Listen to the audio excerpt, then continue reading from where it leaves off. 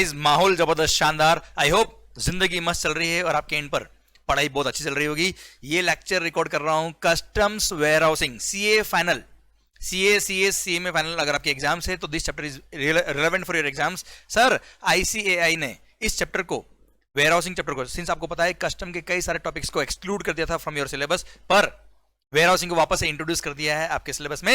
And sir customs warehousing हम इस lecture में पढ़ने वाले हैं। तो सरकार शुरू करने से पहले बता देता हूं, बहुत छोटा टॉपिक है, बहुत इजी टॉपिक है। और जब हमने लेक्चर पढ़ा था इसका, जब हमने कस्टम्स पढ़ा था अपने फुल कोर्स हो या फास्ट ट्रैक हो, तब सर इसका इंट्रोडक्शन तो मैंने ऑलरेडी आपको दिया था, क्योंकि कॉन्सेप्चुअल लर्निंग के लिए आपको इसका सिस्टम पता होना जरूरी था, सो दैट आपको कस्टम्स के बाकी प्रोविजंस इजीली समझ में आए। क्योंकि वेयर हाउसिंग कुछ जगह रेफर भी होता था पूरे बुक के अंदर, पूरे कस्टम के टॉपिक के अंदर। ओके, पर एनीवेज मैं तो ये मानता हूं साहब हम तो पूरे ही पढ़ेंगे, सारी बातें वापस पढ़ेंगे और सारे कॉन्सेप्ट के साथ पढ़ेंगे। ओके, तो सर कस्टम्स वेयर हाउसिंग शुरू करते हैं हम। अच्छा, उससे पहले सर ध्यान दीजिएगा, कस्टम्स का चैप्टर ये जो मैं आपको पढ़ा रहा हूं, इसको वही अपनी वेबसाइट, इसका जो चैप्टर है इसका पीडीएफ फाइल अपनी वेबसाइट ymconcept.com, उसके free PDF and amendment section में ये आपको चैप्टर मिल जाएगा, वहां से आप डाउनलोड कर सकते हो साहब इसको। ओके चलिए सर, पर चैप्टर शुरू करने से पहले हम एक बार, जिस तरह से आपको पता है हर टॉपिक शुरू करने से पहले हम एक बार उसका ओवरव्यू और उसका आइडिया हम पूरा लेते हैं, सो दैट हमारे दिमाग में पूरी कॉन्सेप्चुअल क्लैरिटी रहे, प्रैक्टिकली हमें समझ में आए चीजें क्या हो रही है। उसके बाद हम हर सेक्शन को शुरू करेंगे। सर आइए सरकार, हम अगर किसी भी गुड्स को इंपोर्ट कर रहे हैं आउट ऑफ इंडिया से इंडिया में, तो सर अगर उसको वेयर हाउसिंग कराना तो सिस्टम क्या होगा हम देख लेते हैं। सर अगर आपने किसी भी गुड्स को क्या किया मालिक, इंपोर्ट किया है, इंपोर्ट ऑफ गुड्स, और इंपोर्ट ऑफ गुड्स कराने के बाद आपने क्या करवाया साहब, वेयर हाउसिंग कराया है। एंड वेयर हाउसिंग कराने के बाद फिर उसको आपने क्या कराया होगा, क्लियर कराया होगा, क्लियर इधर फॉर होम कंजम्पशन और एनीथिंग एल्स। ओके चलिए हम स्टेप बाय स्टेप बात शुरू करते हैं हम। अच्छा, जरूरी नहीं कि ये लेक्चर जो लोग देख रहे हैं उन्होंने मेरे से फुल कोर्स या फास्ट ट्रैक पढ़ाई हो, anybody can watch this lecture, सबको समझ में आएगा। पूरी बात मैं करने वाला हूं, एक एक वर्ड में इसमें कवर करने वाला हूं। ओके सर, हम बात शुरू करते हैं वेयर हाउसिंग के रिगार्डिंग। ओके, सबसे पहले basic idea regarding warehousing कैसे सिस्टम होता है। सर सबसे पहली बात, अगर आपने कोई गुड्स इंपोर्ट किया है आउट ऑफ इंडिया से, कोई गुड्स आपने इंडिया में इंपोर्ट किया, मान लो सिंगापुर से कोई गुड्स आप इंपोर्ट कर रहे हो हिंदुस्तान के अंदर, तो सर सबसे पहला स्टेप, कोई भी गुड्स अगर इंपोर्ट होगा तो सर कहां पे होगा। सर आप समझिएगा बात को, मान लो सर ये हमारा देश हिंदुस्तान, सारे जहां से अच्छा हिंदुस्तान हमारा, हम बुलबुले है इसकी, ये गुलसिता हमारा, ईस्ट और west, yo India is the best. Sir मेरा देश बढ़ रहा है, आगे बढ़ रहा है और बढ़ता ही जाएगा। सर नॉट ओनली पीओ के, पूरा पाकिस्तान हिंदुस्तान में आएगा। सरकार मेरा पॉइंट आपसे ये है, ये इंडिया मान लो सर, थोड़ा सा नक्शा ऊपर नीचे हो सकता है तो माफ करिएगा सर। हाँ सर, मैंने कोशिश करी कि नक्शा बड़ा हो जाए, कोई दिक्कत नहीं, छोटा नहीं होना चाहिए किसी भी हालत में। ओके सर, मान लो इधर कहीं सिंगापुर है, कोई गुड्स अगर इंडिया में आ रहा है तो सर बाय वेसल भी आ सकता है, बाय एयरक्राफ्ट भी आ सकता है, बाय लैंड भी आ सकता है। ऑब्वियसली यहां से लैंड से नहीं आएगा, नेबरिंग कंट्री से बाय लैंड भी आ सकता है सर। ओके, बाय रेलवे भी आता है गुड सर। ओके, अब आएगा तो कहां आएगा सर, कहां पे आएगा, क्या पूरी बॉर्डर पे कहीं भी आ सकता है क्या, जैसे कसाब आया वैसा, ऐसा नो भाई। तो सबसे पहले सर हमने पढ़ा था सेक्शन नंबर 7 के अंदर, सीबीआईसी अपॉइंट करता है क्या, port, airport etcetera. Sir central government appoint करता है, appointment of ports, airports, land customs station,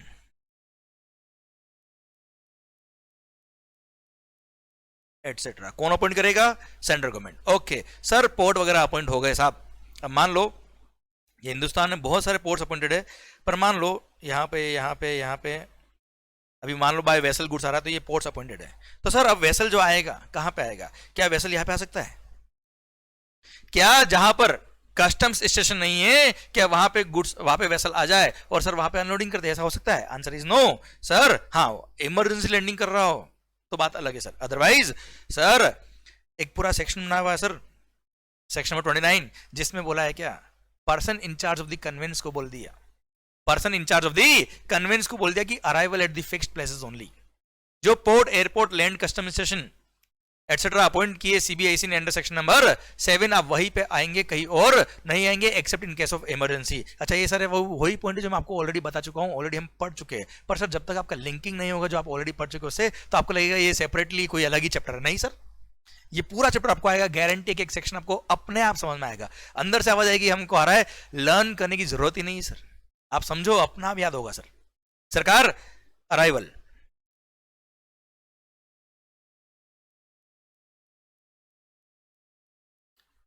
arrival at fixed places only. Okay, अब सर देखिए ध्यान से, ये वेसल मान लो यहां पर मुंबई मान लो आ गया सर। अब आ गया तो क्या करेगा, आएगा गुड्स अनलोड करेगा और चला जाएगा, ऐसा? अरे भाई कोई खेल रहे हो क्या सर, इंटरनेशनल ट्रांजेक्शन सही है। इसलिए सर सबसे पहली बात आती है, मान लो सिंगापुर से जब ये वेसल निकला था तब इसके पास 1 लाख यूनिट्स थी। कितनी मालिक? 1 लाख यूनिट्स। अब सर यहां पर हिंदुस्तान में जब वो आ रहा है तब हिंदुस्तान गवर्नमेंट को कैसे पता पड़ेगा कि सर वो 1 लाख यूनिट वहां से लेके निकला था? अच्छा, क्या कंट्रोलिंग है कि यहां पे मान लो वो 90,000 यूनिट्स इलीगली अनलोड कर दे, जिसको स्मगलिंग बोला जाता है, और रिमेनिंग 10,000 ही यहां पे लाके बताया कि मैं तो साहब 10,000 ही लेके आया था, ये लो साहब गुड्स। समझे मेरी बात? इसलिए जब सर सिंगापुर से वो वेसल जब निकला होगा तो वहां पर उसने ईजीएम फाइल किया होगा, export general manifest. Export general manifest file किया होगा, वहां के कस्टम ऑफिसर ने उसको वेरीफाई किया होगा, परमिशन दी होगी सर, परमिशन फॉर डिपार्चर दिया होगा, तब जाके वो वेसल वहां से निकला होगा। एंड सर यहां पर उसको ये रिपोर्ट सबमिट करनी पड़ेगी before arrival at the custom port or airport. Person in charge of the conveyance is required to submit the report which is called import general manifest IGM, जिसमें लिखा होगा क्या क्या गुड्स उसके पास है, कौन कौन सी गुड्स उसके पास है, सर कितनी गुड्स यहाँ पे अनलोड होने वाली, कितनी साथ में जाने वाली, ट्रांजिट गुड्स कौन सी है, इसे सब कुछ लिखा होगा सब। तो sir filing of IGM, sir IGM file करेगा कौन?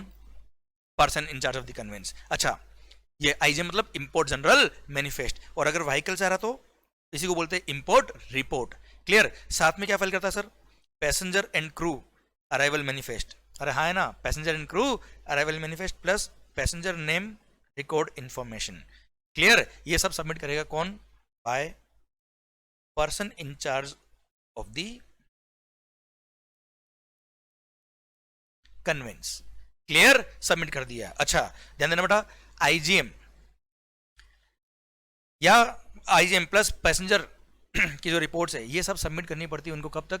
Before arrival of the vessel या aircraft. But in case of vehicle within 12 hours of the arrival of the vehicle वो सबमिट कर सकता है इंपोर्ट रिपोर्ट, नहीं तो 50,000 तक का फाइन है पर्सन इन चार्ज पर। क्लियर? ठीक है सर, ये नए पॉइंट नहीं है, जो हम ऑलरेडी पढ़ चुके हैं वही पॉइंट्स है। ओके, अब सर उसने IGM फाइल कर दिया, अब वेसल वगैरह आ गया, अब क्या होगा साहब? पर्सन इन चार्ज ने IGM फाइल कर दिया online electronically.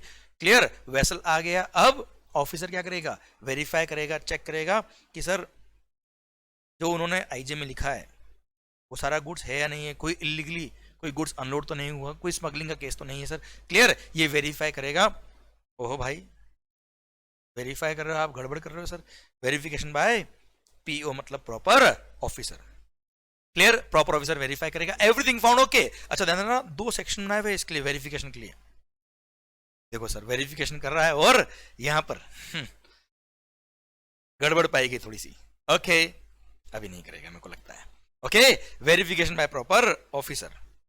Okay, proper officer क्या कर रहा है? इसको वेरीफाई कर रहा है। He is the power to board the conveyance for verification, he is the power to ask the question from the person in charge of the conveyance, और उसको आंसर देने पड़ेंगे, डॉक्यूमेंट्स एक्सप्लेनेशन प्रोवाइड करने पड़ेंगे sir. Clear? Okay, verification हो गया, everything found okay, perfectly okay. अब क्या होगा सर? पर्सन इन चार्ज को सर जो प्रॉपर ऑफिसर है वो क्या करेगा? ऑर्डर पास करेगा, ऑर्डर फॉर अनलोडिंग वेसल के केस में। That order is called entry inward order.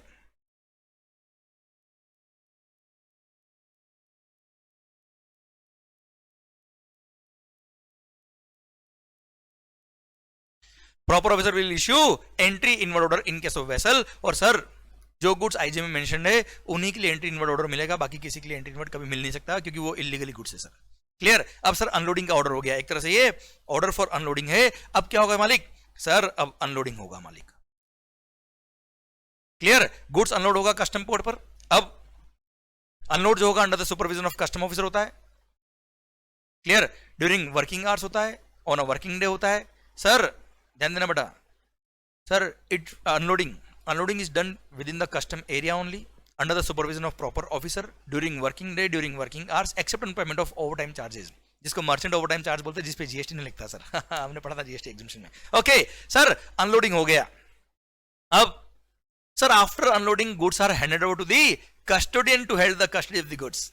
ऐसा नहीं कि इंपोर्टर खड़ा हुआ पाए, सर 3 दिन से वही बैठा है समंदर किनारे पाव लटका के और पत्थर फेंक रहा समंदर में, मेरा वेसल आएगा, मेरे गुड्स आएंगे, करण अर्जुन आएंगे, ऐसा नहीं है मालिक। सर सबसे पहले goods will be handed over to the custodians. Unloading करेंगे तो डायरेक्ट इंपोर्टर नहीं बोलता हाँ मेरा ही गुड्स दे दो मेरे को, नहीं सर। सर सबसे पहले जो इंचार्ज ऑफ द गुड्स था उसको बोलते हैं क्या, custodians. Custodians will hold the custody of the goods unless a valid order has been passed for removal of the goods. Clear? Sir अब गुड्स कहाँ है बेटा, कस्टोडियन के पास है। Clear, goods are in the custody of the custodian. जब तक आप वैलिड क्लियरेंस का ऑर्डर लेके नहीं आएंगे तब तक वो गुड्स का क्लियरेंस अलाउ नहीं करेगा। ओके अब सर गुड्स कहाँ है, कस्टोडियन के पास है। अब इंपोर्टर आया या उसका एजेंट आएगा, इंपोर्टर या उसका एजेंट आएगा, वो क्या करेगा साहब, वो बोलेगा मेरे को एक काम करो, ये वाली गुड्स और एक काम करो, हाँ ये वाली गुड्स भी दे दो, मैं इनका कस्टम पे करता हूँ, दे दो, ऐसा नहीं सर। सर इंपोर्टर या उसका एजेंट क्या फाइल करेंगे, बिल ऑफ एंट्री। क्लियर, अब उसको अगर गुड्स को क्लियर कराना है फॉर होम कंजम्पशन, डायरेक्टली उसको क्लियर कराना है इन द डोमेस्टिक मार्केट, तो वो bill of entry for home consumption file करेंगे along with the maximum possible document so that custom officer can verify the assessment। वो self assessment करके लेके आएगा असेसी, बिल ऑफ एंट्री में self assessment होता है सर, कस्टम ऑफिसर वेरीफाई करेगा assessment को। सर साथ में वो बिल ऑफ लेडिंग भी अटैच करते हैं। बिल ऑफ लेडिंग में सर, बिल ऑफ लेडिंग से पता पड़ता है कि ओनरशिप ऑफ द गुड्स किसकी है sir. Clear, and sir all possible documents वो अटैच करेगा so that custom officer can verify the assessment. Okay assessment verify किया, गुड्स की आइडेंटिटी वेरीफाई कर ली, everything found okay. Clear, sir मान लो अब असेसमेंट का सेक्शन हम पढ़ चुके हैं, section number 17, section number 18 provisional assessment, duty का असेसमेंट हो गया, और अगर मान लो लगा मामला गड़बड़ है तो रीअसेसमेंट भी कर सकता है ऑफिसर। क्लियर, अल्टीमेट ड्यूटी का अमाउंट निकल गया, असेसमेंट हो गया। सर अब क्या होगा, कस्टम ड्यूटी पे करेगा sir, out of custom charge order pass हो जाएगा सर, वो ऑर्डर लेके जाएंगे हम कस्टोडियन के पास, custodian will allow the removal of the goods for home consumption. Bharat माता की जय। पर सर मेरा क्वेश्चन ये आता है, अगर आपको रिमूव करना है फॉर होम कंजम्पशन तो कस्टम पे करना पड़ेगा। क्लियर, अब कस्टम पे करके आपने रिमूव कर दिया फॉर होम कंजम्पशन। अब मेरा क्वेश्चन आपका ये है, आपसे ये है कि मान लो उन गुड्स का अब एक्सपोर्ट का ऑर्डर आ गया, अब उन गुड्स को असेसी को क्या करना है, एक्सपोर्ट करना है, तो क्या वो एक्सपोर्ट कर सकता है, आंसर इज यस। अब सवाल क्या है, अब वो एक्सपोर्टर जिसने वो गुड्स इंपोर्ट किए थे वो वापस उन गुड्स को लेके आएगा कस्टम पोर्ट पर, एंड फिर वहां से क्या करेगा, एक्सपोर्ट करेगा। तो सर सबसे पहली बात मैं अगला क्वेश्चन पूछने से पहले आपको वो कॉन्सेप्ट रिवाइज करूंगा जो मैंने आपको पढ़ाया है, आखिर ये कस्टम चार्ज क्यों हुआ। हाँ जी, कस्टम चार्ज क्यों हुआ, to equalise the imported goods with the domestic goods custom charge हुआ है। क्लियर, सर मैंने जो कस्टम का इंट्रोडक्शन पढ़ाया था उसमें आपको बेसिक कॉन्सेप्ट समझाया था कि आखिर कस्टम चार्ज क्यों हुआ, to equalise the imported goods with the domestic goods custom charge हुआ है। किस दिन इक्वलाइज करेंगे, जिस दिन डोमेस्टिक मार्केट से कॉम्पीट करेगा उस दिन इक्वलाइज करेंगे। सर वापस बोलता हूं मैं, कस्टम चार्ज क्यों हुआ, इंपोर्ट को महंगा करने के लिए नहीं हुआ है, इंपोर्ट को कम करने के लिए नहीं हुआ है, इंपोर्ट को बंद करने के लिए नहीं हुआ है sir, to equalise the imported goods with the domestic goods custom charge हुआ है। सर अब मेरा क्वेश्चन आपसे ये है, अब मैं इस कॉन्सेप्ट के बहुत डिटेल में नहीं जा रहा हूं क्योंकि मैं आपको ऑलरेडी पढ़ा चुका हूं। सर मेरा पॉइंट आपसे ये है कि कस्टम चार्ज क्यों हुआ, to equalise the imported goods with the domestic goods custom charge हुआ है। तो सर किस दिन इक्वलाइज करेंगे, जब डोमेस्टिक मार्केट में जाएगा। डोमेस्टिक मार्केट में कब जाएगा, जब bill of entry for home consumption file करेंगे, जब कस्टम क्लियरेंस करेंगे तब जाएगा, तब इक्वलाइज करना है डोमेस्टिक मार्केट से, सो दैट डोमेस्टिक मार्केट को हैम्पर नहीं कर पाए, डोमेस्टिक मार्केट को खराब नहीं कर पाए। सर अब मेरा पॉइंट आपसे ये है कि अगर आपने उन गुड्स को क्लियर करा दिया फॉर होम कंजम्पशन, कस्टम पे कर दिया होगा डेफिनेटली, अब उन्हीं गुड्स को आपने क्या कर दिया, एक्सपोर्ट कर दिया। तो मेरा क्वेश्चन आपसे ये है, क्या वो गुड्स अब डोमेस्टिक मार्केट से कॉम्पीट कर रही है क्या डोमेस्टिक मार्केट को हैम्पर कर रही है क्या, नहीं। क्यों, क्योंकि वो गुड्स अब क्या हो रही है, एक्सपोर्ट हो रही है, एक तरह से डोमेस्टिक मार्केट में कंज्यूम नहीं हो रही है। अब सर अगर आपने जो गुड्स को क्लियर कराया था फॉर होम कंजम्पशन उन्हीं को अगर आपने एक्सपोर्ट कर दिया तो सर वो जो कस्टम पे किया था उसका क्या मिलना चाहिए, refund. That refund is called duty drawback. देखा सर इफेक्ट सॉरी मेरा हाथ लग गया, केबल थोड़ा सा ढीला हो रहा है। Okay, that refund is called duty drawback. समझे आप मेरी बात बच्चों? तो सर आई रिपीट, जिन गुड्स को आपने क्लियर कराया था फॉर होम कंजम्पशन, अगर उन्हीं गुड्स को आपने वापस से क्या कर दिया, एक्सपोर्ट कर दिया, तो जो आपने कस्टम पे किया था उसका क्या मिल जाएगा, refund. That refund is called duty drawback under section number 74। 98% drawback मिलता है अगर आपने यूज नहीं किया गुड्स को, एक्सपोर्ट कर दिया विद इन 2 years तो। और अगर आपने रॉ मटेरियल्स इंपोर्ट किए और आपने आउटपुट गुड्स मैन्युफैक्चर किया और आउटपुट गुड्स मैन्युफैक्चर करके फिर एक्सपोर्ट किया, तो आपको सेक्शन नंबर 75 में ड्रॉबैक मिलता है sir, all industry rate, brand rate, special brand rate के हिसाब से। ओके, अब मेरा क्वेश्चन आपसे ये है कि सर अगर आपने कोई गुड्स इंपोर्ट किया और आपको लगता है कि मैं इन गुड्स को एक्सपोर्ट ही करने वाला हूं आगे जाके, डोमेस्टिक मार्केट में कंज्यूम नहीं होगा साहब ये, तो सर आप इसको क्लियर कराएंगे तब कस्टम पे करेंगे, फिर जब एक्सपोर्ट करेंगे तब उसका रिफंड वापस लेके आएंगे। एक तो प्रोसीजर भी लंबा हो जाएगा, एक हेडेक भी आ जाएगी रिफंड के लिए, है ना, एक वर्किंग कैपिटल भी ब्लॉक हो जाएगा, क्योंकि जब तक आपने सर एक्सपोर्ट नहीं किया, आपको ड्रॉबैक जब तक नहीं मिलता तब तक आपका जो कस्टम ड्यूटी का अमाउंट है वो तो लग गया ना सर आपका। तो इसलिए गवर्नमेंट ने एक फैसिलिटी दी और बोला कोई बात नहीं, चिंता नहीं करना, अगर आपको इन गुड्स को डोमेस्टिक मार्केट में यूज नहीं करना है, डोमेस्टिक मार्केट में नहीं ले जाना है, तो एक काम करो, वो कस्टोडियन है ना सर, ये कस्टोडियंस, ये आपके तो अपॉइंटेड ऑफिसर है, अपने तो एम्प्लॉई है, ध्यान रखेंगे अपनी गुड्स का। ऐसा सर अगर from the custody of the custodian 30 days के अंदर गुड्स को रिमूव नहीं किया, कोई गुड्स को लेने नहीं आया, तो goods are liable for confiscation, गए भाई। इसलिए गवर्नमेंट बोला भाई कस्टोडियन की कस्टडी से तो रिमूव करवा देना, पर सर गवर्नमेंट ने फैसिलिटी दी कस्टम बॉन्डेड वेयरहाउस की, एंड गवर्नमेंट ने बोल दिया कोई बात नहीं सर, कस्टम बॉन्डेड वेयरहाउस मतलब कस्टम्स के सुपरविजन में, कस्टम के कंट्रोल वाले वेयरहाउस है, आप चाहे तो उन गुड्स को वहां पे स्टोर करवा सकते हो। और अगर आपने वहां पे गुड्स को स्टोर करवाया है तो हम ये नहीं मानेंगे कि आपने डोमेस्टिक मार्केट में गुड्स को बेच दिया है। जब तक गुड्स कस्टम बॉन्डेड वेयरहाउस में, हम ये मानेंगे कि कस्टम्स वालों के पास में ही है, अब तक गुड्स क्लियर नहीं हुई है, और आप वापस मुझे रिपीट करके बताओ कि कस्टम चार्ज क्यों हुआ, to equalise the imported goods with the domestic goods custom charge हुआ है। किस दिन इक्वलाइज करेंगे, जब गुड्स डोमेस्टिक मार्केट में जाएगा तब इक्वलाइज करेंगे। डोमेस्टिक मार्केट में कब जाएगा, जब क्लियरेंस फॉर होम कंजम्पशन होगा। आप मुझे बताओ, अगर आपको गुड्स कस्टोडियन से लेके कहां रखवाना है, कस्टम बॉन्डेड वेयरहाउस में रखवाना है, तो गुड्स अभी कस्टोडियन तो गुड्स अभी कस्टम्स अथॉरिटी के कंट्रोल में है सर, अभी तक गुड्स क्लियर नहीं हुई फॉर होम कंजम्पशन। तो आप मुझे बताओ क्या कस्टम पे करना है क्या? आंसर इज नो, कोई कस्टम पे करने की जरूरत नहीं होगी आपको। क्लियर? और सर जब आपका एक्सपोर्ट का ऑर्डर आएगा तब क्या करिएगा, उसी कस्टम बॉन्डेड वेयरहाउस से उन गुड्स को क्या कर देना, एक्सपोर्ट कर देना। तो सर न तो कस्टम पे करना, न उसका रिफंड लेना, और भारत माता की जय। Clear? This is the facility allowed by the government through custom bonded warehouse. अच्छा, ऐसा जरूरी नहीं कि आप एक्सपोर्ट ही करें, हो सकता है आपको कुछ दिन बाद, कुछ टाइम बाद आपको वेयरहाउस से निकाल के होम कंजम्पशन के लिए ले आना हो, ले आना, क्या दिक्कत है सर, तब कस्टम पे कर देना। इतने टाइम का वर्किंग कैपिटल तो आपका ब्लॉक नहीं हुआ ना sir. Clear? So a time limit is allowed to imported goods, a time limit is allowed for storage of the imported goods in the custom bonded warehouse so that आपका payment of custom duty defer हो जाए थोड़ा time के लिए, और आपको custom पे करने की जरूरत नहीं पड़े। अगर आपने वही से क्या कर दिया एक्सपोर्ट, तो कोई कस्टम पे ही नहीं करना। अगर आपने वही से क्या कर दिया डोमेस्टिक मार्केट के लिए क्लियर कराया, तब कस्टम पे कर देना। क्लियर? तो उसके लिए हम कस्टम बॉन्डेड वेयरहाउसिंग का सिस्टम पढ़ रहे हैं मेरे दोस्तों। ओके सर, अभी गुड्स का है, कस्टोडियन के पास है, अब क्या होगा, इंपोर्टर आएगा। अब मान लो इंपोर्टर को क्या कराना साहब, वेयरहाउसिंग करानी, तो क्या करेगा, वो बिल ऑफ एंट्री फाइल करेगा फॉर वेयरहाउसिंग। अच्छा मेरी बात सुनिएगा, अब वेयरहाउसिंग कराते वक्त कस्टम पे नहीं करना, अभी हमने बात कर ली, पर जब वेयरहाउस से वो रिमूव करेगा फॉर होम कंजम्पशन तब तो कस्टम पे करना पड़ेगा। तो गवर्नमेंट को कुछ सिक्योरिटी चाहिए ना यार, कि जब वो गुड्स को वेयरहाउस में रखेगा तो सारे रूल्स एंड रेगुलेशंस कंप्लाई करेगा, जब रिमूव करेगा तब कस्टम पे करेगा अलोंग विद इंटरेस्ट, अगर लेट हो गया तो अलोंग द पेनल्टी फाइन वगैरह, अगर उसने कुछ गड़बड़ करी तो।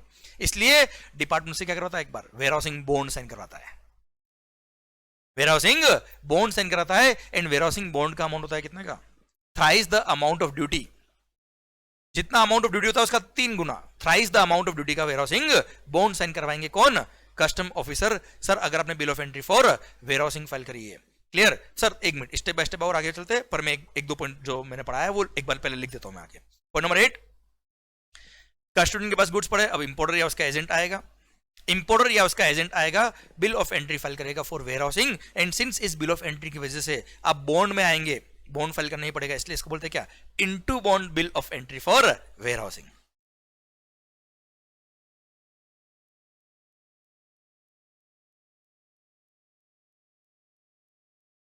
Filing of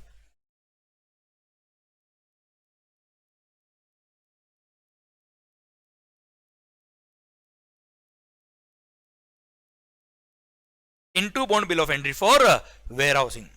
clear? कौन फाइल करेगा? इंपोर्टर या उसका एजेंट फाइल करेगा। अच्छा, इनटू बॉन्ड क्यों बोलते हैं? क्योंकि आप बॉन्ड में आ रहे हो इसकी वजह से। ओके, अब सर मैंने अभी अभी आपको बोला कि बॉन्ड कितना अमाउंट का होगा? Thrice the amount of duty. ये बॉन्ड है, पैसा नहीं पे करना आपको भाई। पैसा पे करना होता तो हम क्लियर करा देते फॉर होम कंजम्पशन। पैसा नहीं पे करना, जस्ट फॉर सिक्योरिटी गवर्नमेंट को बॉन्ड चाहिए। अलोंग विद द गवर्नमेंट आपसे सिक्योरिटी मांग लेगी, बैंक गारंटी वगैरह, या श्योरिटी मांग लेगी depending on CBIC. Okay okay, अब सर मेरा पॉइंट आपसे ये, मेरा क्वेश्चन आपसे ये सिंपल सा कि into bond bill of entry for warehousing file करना है thrice the amount of duty का। इट मींस ड्यूटी का अमाउंट तो निकालना पड़ेगा ना भाई। इसलिए bill of entry for home consumption हो या bill of entry for warehousing हो, सेल्फ असेसमेंट तो करके लेके आना पड़ेगा आपको।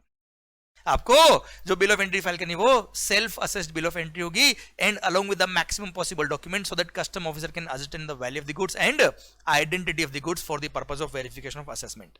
देखिएगा ध्यान से सर, जल्दी मत करिएगा, आराम से होले होले पूरा पढ़ेंगे, मस्ती से पढ़ेंगे, समझ के पढ़ेंगे। क्लियर? हर सेक्शन पढ़ेंगे पर आराम से।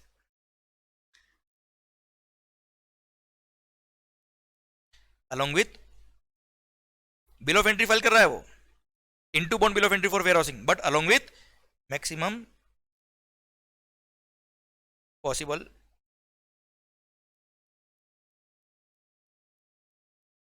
डॉक्यूमेंट्स फॉर मैक्सिमम पॉसिबल, वो along with maximum possible document लेके आएगा, सेल्फ असेसमेंट करिएगा so that maximum possible document for ascertainment of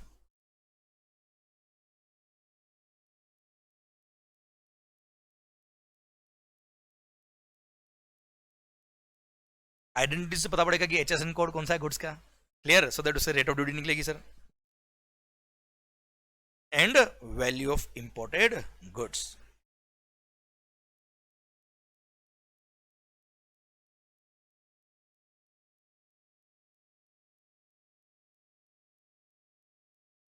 filing of into bond bill of entry for warehousing. ओ भाई, रशिया, यूक्रेन, ध्यान इधर। Sir point मेरा है filing of into bond bill of entry for warehousing along with the maximum possible documents so that custom officer can ascertain the value of the goods and identity of the imported goods. जो self assessment उसने किया उसको वो verify कर पाए। क्या मालिक? Sir ये उसने बिल ऑफ एंट्री फाइल कर दी फॉर वेयर हाउसिंग। क्लियर? अब क्या होगा मालिक? सर ध्यान से देखिएगा हर एक पॉइंट को।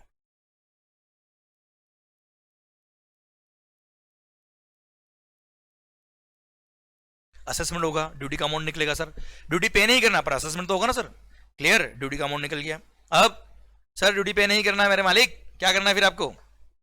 No need to pay the duty, but जितना ड्यूटी का अमाउंट निकला है उसका थ्राइस अमाउंट ऑफ ड्यूटी का वेयर हाउसिंग बॉन्ड साइन करना है। अंडरटेकिंग देनी है आपको, पैसा पे नहीं करना है।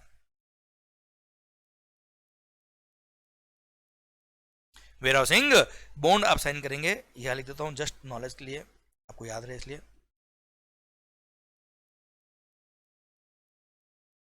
Thrice the amount of custom duty का बॉन्ड आप साइन कर रहे हो बेटा। सर कस्टम पे नहीं कर रहे हो, along with the security and surety आप बॉन्ड साइन करके देंगे डिपार्टमेंट को। क्लियर? अब सर बॉन्ड का अमाउंट निकल गया, बॉन्ड आपने साइन कर दिया, सर अब क्या होगा? प्रॉपर ऑफिसर परमिशन देगा, ऑर्डर पास करेगा for removal of the goods for the purpose of warehousing. Clear?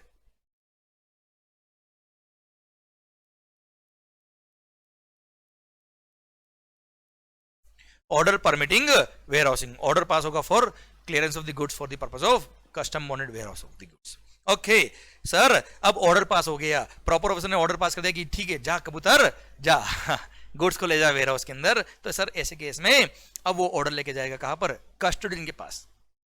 Importer कहां जाएंगे भाई? कस्टोडियन के पास, क्योंकि गुड्स कहां है?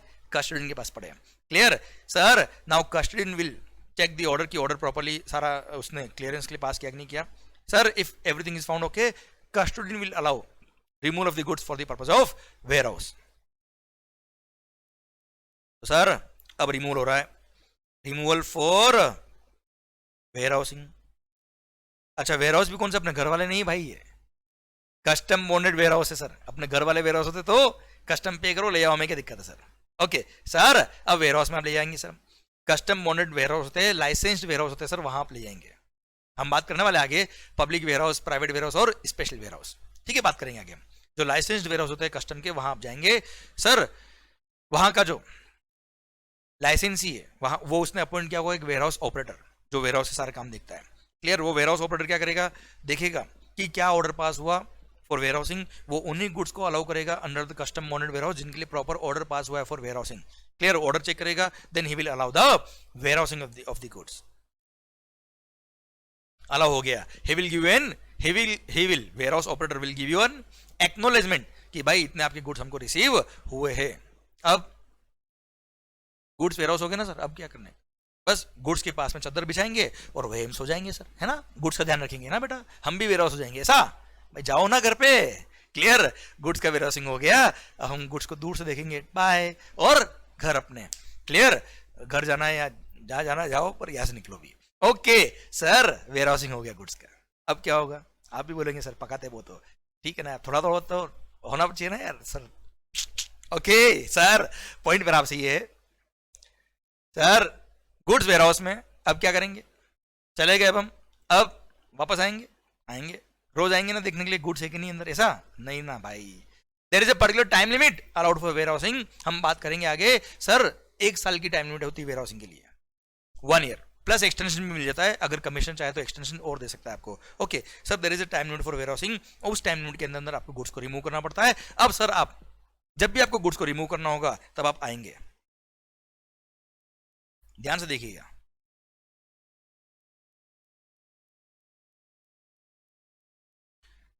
Removal from warehouse, removal from warehouse for exports. Sir आपने इन गुड्स को एक्सपोर्ट का ऑर्डर लिया, इन गुड्स को आपको रिमूव करना है फॉर व्हाट, एक्सपोर्ट। आप मुझे बताओ कस्टम चार्ज क्यों हुआ, to equalise the imported goods with the domestic goods custom charge हुआ। क्या ये गुड्स डोमेस्टिक मार्केट में जा रही है, आंसर इज नो। क्या डोमेस्टिक मार्केट को हेम्पर कर रही है, आंसर इज नो। सर क्या कस्टम लगना चाहिए इन पे, answer is no. No custom duty will be charged on such goods if those are exported from India. हाँ, अगर उन गुड्स के एक्सपोर्ट करने पर एक्सपोर्ट ड्यूटी अगर लगती है, जो शेड्यूल 2 वाली गुड्स है, तो वो एक्सपोर्ट वाली ड्यूटी जरूर लग जाएगी, पर इंपोर्ट ऑफ गुड्स के रिगार्डिंग कोई कस्टम्स नहीं लगेगा इन गुड्स पर, क्योंकि ये गुड्स डोमेस्टिक मार्केट में गई ही नहीं। आइए बच्चों, second case, removal from warehouse for another warehouse. Sir आपको चेन्नई वेयर हाउस से निकाल के मुंबई वेयर हाउस लेके आना है गुड्स को, यस आप कर सकते हो। अच्छा, अनदर वेयर हाउस भी लाइसेंस्ड वेयर हाउस होना चाहिए, कस्टम बॉन्डेड वेयर हाउस, आप ले जा सकते हो, कोई दिक्कत वाली बात नहीं है। Sir you will have to follow the same procedure for permission of removal from one warehouse to another warehouse. एक सेकेंड, एंड ऐसे केस में आपको कोई कस्टम पे करने की जरूरत नहीं है। अच्छा, वेयर हाउसिंग बॉन्ड कैंसिल नहीं होगा, क्योंकि सर गुड्स तो अभी भी कस्टम्स कंट्रोल में ना मेरे मालिक, गुड्स तो अभी भी कस्टम्स कंट्रोल में ही है, कस्टम वेयर हाउस से दूसरे वेयर हाउस में जा रही है। बॉन्ड आपने जो साइन किया है वो तो कस्टम वालों से फाइल किया है, वेयर हाउस वालों से थोड़ा फाइल किया सर आपने। क्लियर? एंड सर इसका वेयर हाउसिंग रेंट पे करेंगे, वो रेंट भी जो है ध्यान देना बेटा, 2016 में कस्टम्स वेयर हाउस प्राइवेटाइजेशन कर दिए थे सर। कोई पब्लिक अथॉरिटी, कोई लोकल बॉडी, कोई म्युनिसिपल कॉर्पोरेशन, कोई सेंट्रल वेयर हाउसिंग अथॉरिटी, किसी के कंट्रोल में नहीं है वेयर हाउसिंग। क्लियर? इसको बिल्कुल प्राइवेटाइज कर दिया गया 2016 से, ध्यान देना बेटा। इस पे कोई मैं आपको क्या कहूँ सर, कोई कंफ्यूजन में मत रहना। Custom bonded warehouse sir privatisation कर दिया था 2016 में सर, एंड उसके रेगुलेशन भी आ गए थे बच्चों, मैं बता दूंगा तुम्हें। ओके अभी बात कर लेते हैं हम। सर है तो आखिर कस्टम बॉन्डेड वेयर हाउस, वहां ले जा रहे हो, कोई कस्टम पे करने की जरूरत नहीं है, और सर कोई वेयर हाउसिंग बॉन्ड नया साइन करने की जरूरत नहीं, जो पुराना था वही वैलिड रहेगा। ओके, अब आपको रिमूव करना है for what, removal from warehouse for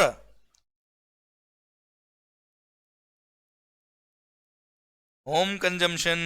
अब आएगा मजा। एक काम करते हैं, इसको हम पूरे को नया पॉइंट बना लेते हैं, पूरे बड़े को सर। पॉइंट नंबर 14 था, अब 15 से हम यहां ले आते हैं सर।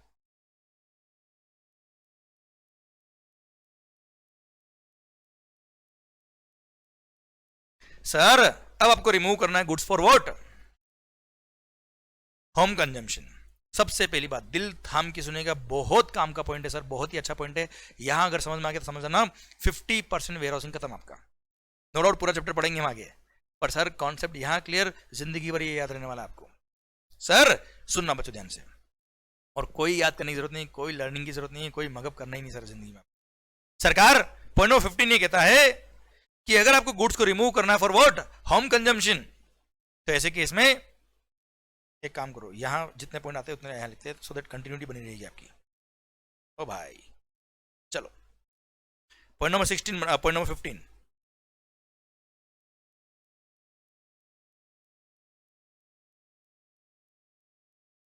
वेयर होम कंजम्पशन के लिए मैंने नया पॉइंट से चालू कर दिया है।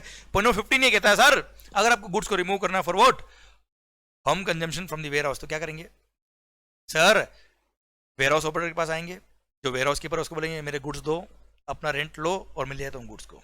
क्या वो अलाउ कर देगा? कभी नहीं सर, वो कस्टम बोन्डेड वेयर हाउस है, जब तक उसको प्रॉपर ऑफिसर से out of customs charge order नहीं मिलता तब तक वो अलाउ नहीं करेगा गुड्स को फॉर होम कंजम्पशन। क्लियर? इसलिए पहले कस्टम वालों से परमिशन लेके आनी पड़ेगी, मैं ले जाऊं गुड्स को, और वो परमिशन कब देंगे? जब भाई आपने कस्टम पे कर दिया उसके बाद, क्योंकि कस्टम तब तक पे हुआ ही नहीं ना सर, अभी तो आपने केवल बॉन्ड साइन किया था। अब गुड्स को रिमूव करो फॉर होम कंजम्पशन, दिल थाम के सुने का बड़ा अच्छा पॉइंट आने वाला आपके लिए। सरकार अब आप आएंगे एंड सर आप बिल ऑफ एंट्री फाइल करेंगे, और सिंस इस बिल ऑफ एंट्री की वजह से आप बॉन्ड से बाहर आ जाएंगे, क्योंकि कस्टम वगैरह पे हो जाएगा, गुड्स ले जाएंगे, बॉन्ड कैंसिल हो जाएगा। बॉन्ड अल्टीमेटली क्या होने वाला है? बॉन्ड आपका कैंसिल, इसलिए इसको बोलते हैं x bond bill of entry for home consumption.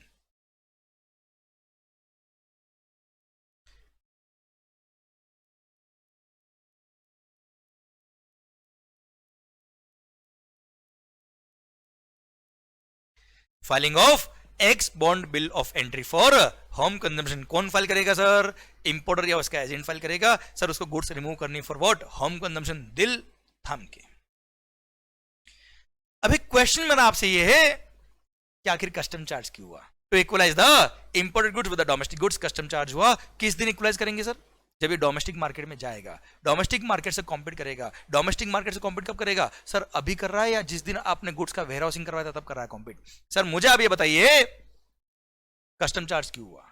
To equalise the imported goods with the domestic goods custom charge हुआ है। डोमेस्टिक मार्केट को हेम्पर ना करे, डोमेस्टिक मार्केट या इक्विवेलेंट इसका ट्रीटमेंट हो, इसकी प्राइसेस कम नहीं हो, इंपोर्टेड गुड्स सस्ता अगर होगा, डोमेस्टिक मार्केट सर खराब हो जाएगा। इस कारण से to equalise the imported goods with the domestic goods custom charge हुआ।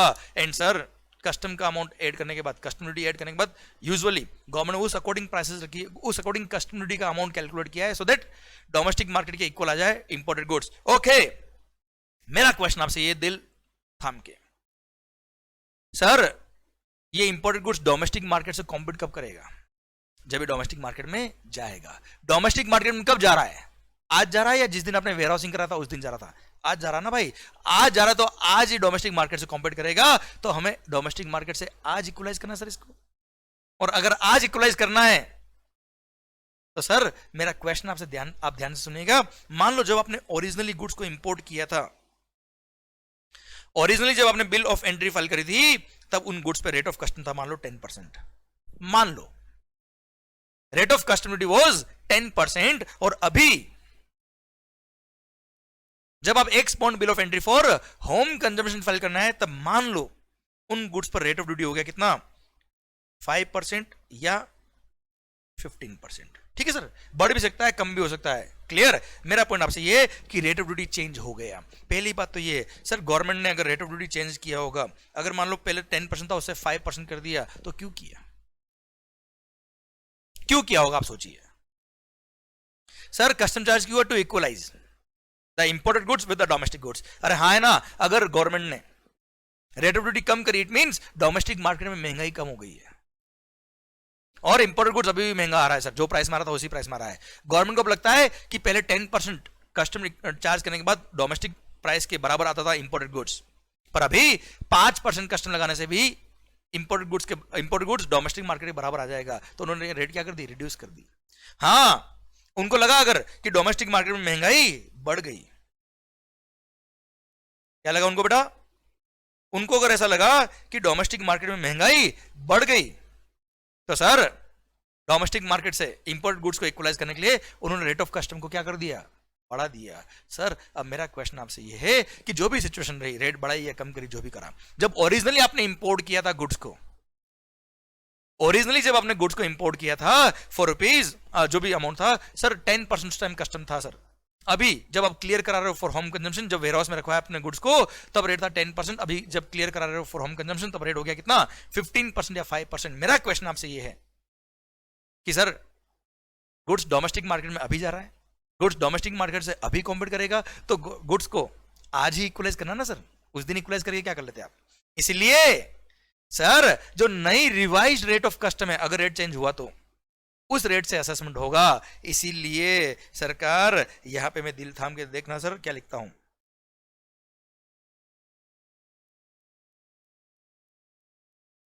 रीअसेसमेंट होगा। क्या होगा, रीअसेसमेंट होगा इन रेस्पेक्ट ऑफ,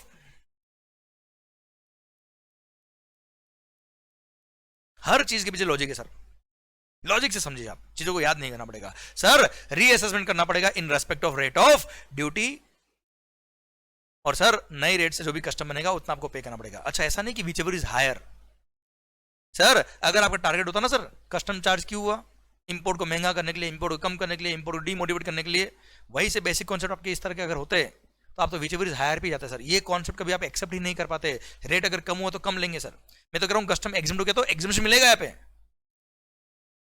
समझे क्लियर। ऐसा नहीं है कि इंपोर्ट करो तो मारो साले को, मारो, ऐसा नहीं है रे, देश की इकोनॉमी ऐसे नहीं चलती सर। कैसे चलती है वो तो मुझे भी नहीं आता, पर सर कॉन्सेप्ट समझ में आया आपको मेरा ये clear. To equalise the imported goods with the domestic goods custom charge हुआ है। मेरा क्वेश्चन आपसे ये कि रीअसेसमेंट होगा but only in respect of rate of duty. अब एक पॉइंट और है मेरा कि सर मान लो आपने गुड्स जो इंपोर्ट करी थी वो 1 करोड़ में इंपोर्ट करी थी, 1 करोड़ में आपने गुड्स इंपोर्ट करी, गुड्स को आपने रखवा दिया कहां पे, कस्टम बॉन्डेड वेयर हाउस में। अब सर गुड्स को मैंने मान लो इंपोर्ट किया था और सर गुड्स को मैंने वेयर हाउस में रखवा दिया। अब सर मैंने उन गुड्स को आपको बेच दिया, when goods were in the custom bonded warehouse itself, मैंने सर टाइटल डॉक्यूमेंट्स आपके नाम पे ट्रांसफर कर दिया, आपने उन गुड्स को खरीद लिया मान लो 1.5 करोड़ में।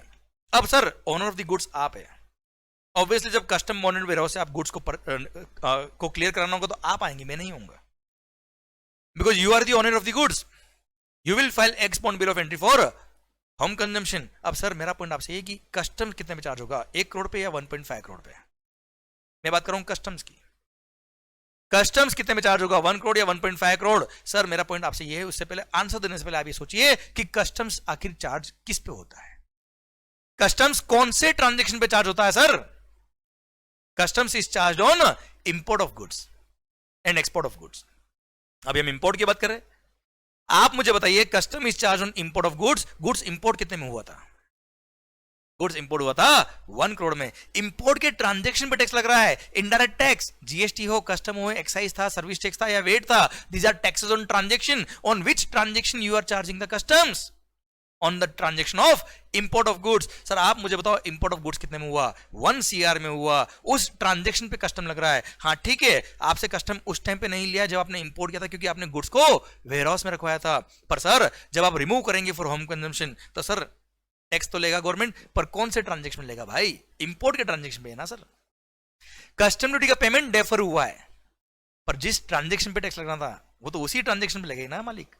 तो सर इंपोर्ट का ट्रांजैक्शन तो 1 करोड़ में था, इसलिए 1 करोड़ पे कस्टम लगेगा। इसलिए जब आप, सर ध्यान देना हर पॉइंट बहुत अच्छा है सर, बस लॉजिक आपके क्लियर होने चाहिए। इसलिए जब आप गुड्स को क्लियर कराएंगे for what, home consumption, you will file X bond bill of entry for home consumption, तब reassessment होगा, no doubt in respect of rate of duty reassessment होगा, but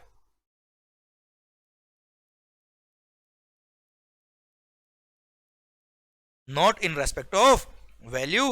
जो आपने value originally bill of entry file करी थी उस time पे जो वैल्यू था उसी वैल्यू पे असेसमेंट होगा कस्टम ड्यूटी के रेस्पेक्ट में। हाँ सर हमने जब कस्टम पढ़ा था तो बात करी थी कि 37 और 39 जो IGST और GST कंपनसेशन सेस होता है उसके लिए वैल्यूएशन पर्पस, उसके लिए for the purpose of valuation section number 3 subsection 8 और सेक्शन नंबर 3 सबसेक्शन 8A दे रखा था। हाँ है ना, वहां पे बोला था कि अगर आपने गुड्स को कस्टम बॉन्डेड वेयर हाउस में बेचा है तो सर जिस प्राइस में आपने बेचा है वो प्राइस, या फिर value as per customs act plus all types of custom add करने के बाद जो वैल्यू आती है विच एवर इज हायर उस पे लगेगा 37 और उसी पे लगता है 39। IGST and GST compensation cess, but that was only for the purpose of 37 and 39. But for the purpose of customs duty, sir 1 crore he value होगा, रीवैल्यूएशन नहीं होता है.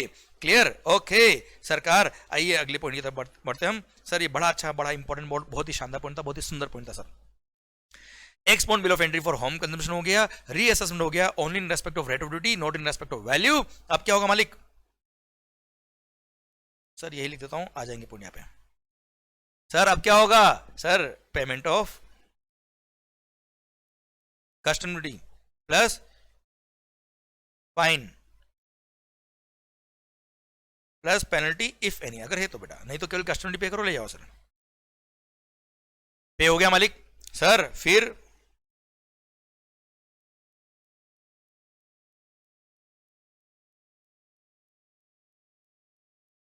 Out of customs charge order pass हो जाएगा, ले जाओ goods को. Clear? और अगर सारी आपकी गुड्स रिमूव हो गई है, सर आपका जो बॉन्ड था वो काम का नहीं, तो बॉन्ड क्या हो जाएगा? कैंसिल.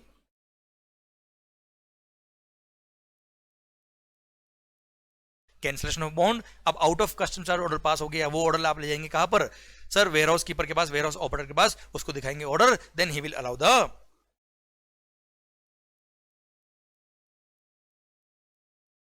Removal of goods. अच्छा, उसका जो वेयर हाउसिंग रेंट होगा, सिंस ये प्राइवेटाइजेशन हो गया, अब गवर्नमेंट को मतलब नहीं कि वेयर हाउसिंग रेंट पे करे ना करे, वो वेयर हाउस ऑपरेटर जो होगा वो उसकी जिम्मेदारी वो लेता रहेगा सर.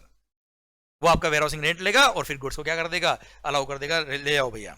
क्लियर? गुड्स को अब क्या कर देंगे? हम रिमूव कर देंगे. अब क्या करेंगे? ले जाओ, रिमूव कर दिया फॉर होम कंजम्पशन. क्लियर? ले गए. अब मान लो उसका एक्सपोर्ट का ऑर्डर आ गया, अब सर उसने वापस एक्सपोर्ट कर दिया, तो जो कस्टम पे किया उसका क्या मिल जाएगा? Refund which is equal duty drawback. पर अगर एक्सपोर्ट का ऑर्डर नहीं है तो कस्टम लग गया भाई. क्लियर? डन. इसी के साथ ये सर वेयर हाउसिंग का पूरा सिस्टम आई होप आपको समझ में आ गया. Clear? This is the entire picture of what? Warehousing. Okay, no doubt हम पूरा चैप्टर एक एक पॉइंट हम वापस से पढ़ेंगे, हम वापस से देखेंगे, पर सर अब आपको टाइम नहीं लगेगा आगे पढ़ने में. सर ध्यान दीजिएगा, हमेशा कॉन्सेप्ट को इतना अच्छा वक्त दीजिए, इतने अच्छे से समझिए कि चीजों को याद नहीं करना पड़े.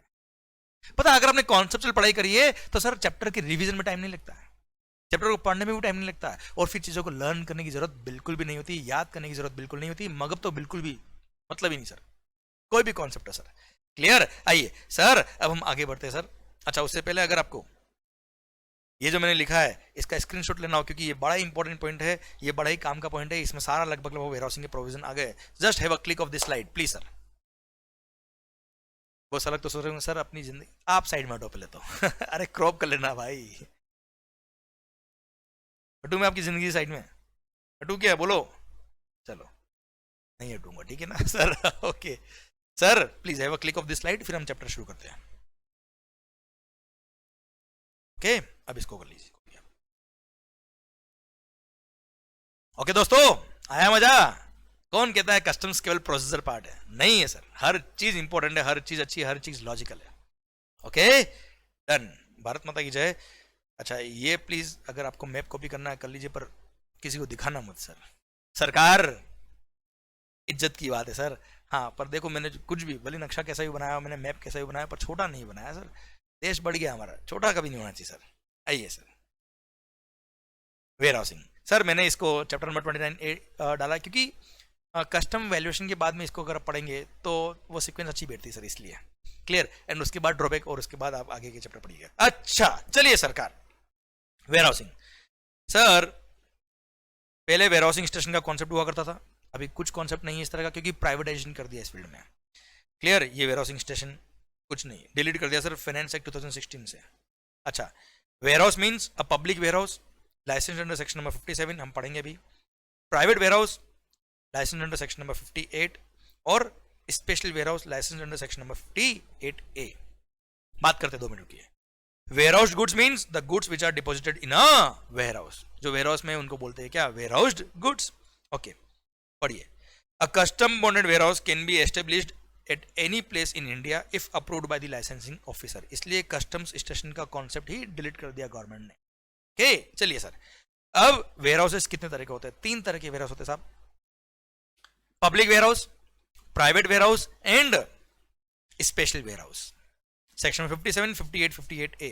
अच्छा, सेक्शन नंबर याद हो तो ठीक है, नहीं तो कोई लोड वाली बात नहीं है सर। ओके, पहली बात तो ये मैं आपसे बहुत अच्छे से क्लियर कर देता हूं, public warehouse, private warehouse या स्पेशल वेयर हाउस, कोई भी जो सिटीजन ऑफ इंडिया है वो कमिश्नर से लाइसेंस ले सकता है। After following certain procedure and conditions वो लाइसेंस ले सकता है, पब्लिक वेयर हाउस का भी, प्राइवेट वेयर हाउस का भी और स्पेशल वेयर हाउस का भी। क्लियर? 2016 से पहले हुआ करता था कि government authorities, local bodies, central warehousing station और म्युनिसिपल कॉर्पोरेशन, सर ये लोग ही पब्लिक वेयर हाउसेस ऑपरेट करते थे। सर 2016 बोल रहा हूं मैं, हाँ, जब आप बहुत छोटे थे सर, मैं भी छोटा था उस टाइम पे सर, इतना ज्यादा छोटा भी नहीं था साहब। सर सुनना बच्चों ध्यान से, 2010 से पढ़ा रहा हूं मैं भी।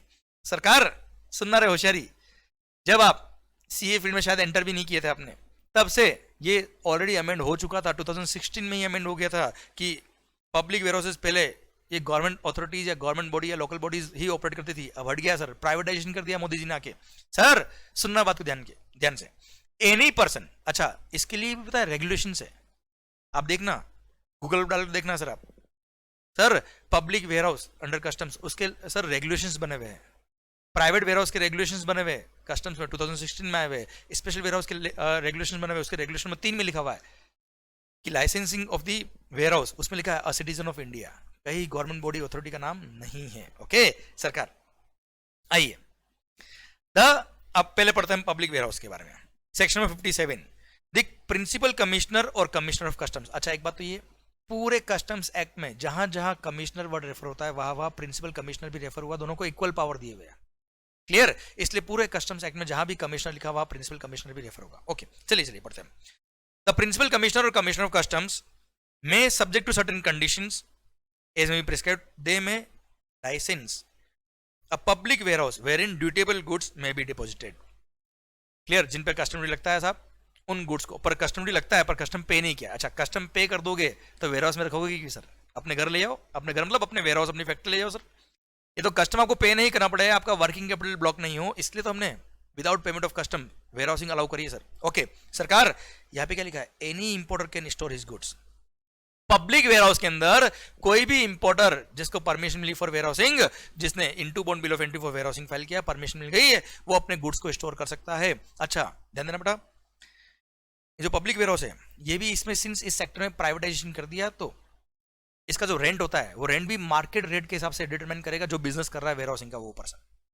क्लियर? एंड सर वो अपना रेंट एग्रीमेंट वगैरह कर लेगा, वो कस्टम्स वालों का अब लोड नहीं है। क्लियर? एंड सर ध्यान देना बेटा, वो अपना रेंट लेगा और गुड्स को अलाउ करेगा जो भी उनका एग्रीमेंट उस according. Okay, but any importer can store his goods in the public warehouse. पर प्राइवेट वेयर हाउस के अंदर जिस पर्सन ने गुड्स इंपोर्ट करी है उसी का वो वेयर हाउस होगा प्राइवेट वेयर हाउस, और उसको अगर प्राइवेट वेयर हाउस का लाइसेंस मिला है तो he can remove the goods after filing into bond bill of entry for warehousing without payment of any customs, और वो अपने गुड्स को अपने ही प्राइवेट वेयर हाउस में ले जाएगा जो कस्टम बॉन्डेड वेयर हाउस है सर। भाई प्राइवेट वेयर हाउस का मतलब ये नहीं कि अपने घर वाला वेयर हाउस, ये कस्टम बॉन्डेड वाला वेयर हाउस ही है sir. Clear? The commissioner or principal commissioner of customs में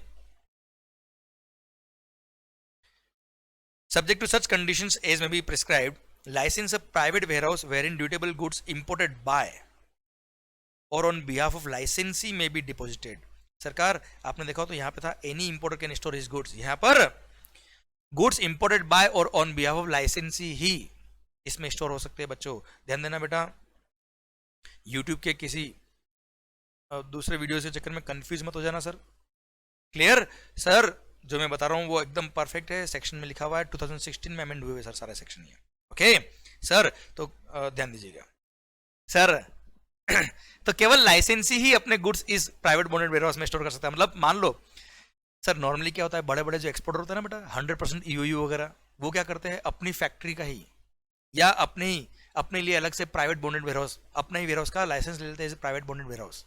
वो क्या करेंगे, गुड्स को इंपोर्ट करेंगे विदाउट पेमेंट ऑफ कस्टम्स, अपने वेयर हाउस में लिया है, कस्टम बॉन्डेड सर लाइसेंस मिला होगा तो ही बात कर रहा हूं मैं, और वही से उन्होंने वापस क्या कर दिया, एक्सपोर्ट कर दिया। तो सर इनको कोई रिफंड के चक्कर में फंसना नहीं पड़ता है, कोई ड्रॉबैक के चक्कर में नहीं फंसना पड़ता है। समझे? इस तरह से प्राइवेट बॉन्डेड वेयर हाउस होते हैं, पर उस वेयर हाउस में उनके खुद के ही गुड्स अलाउ होंगे, किसी और के गुड्स अलाउ ना हो सकते हैं। Goods sorry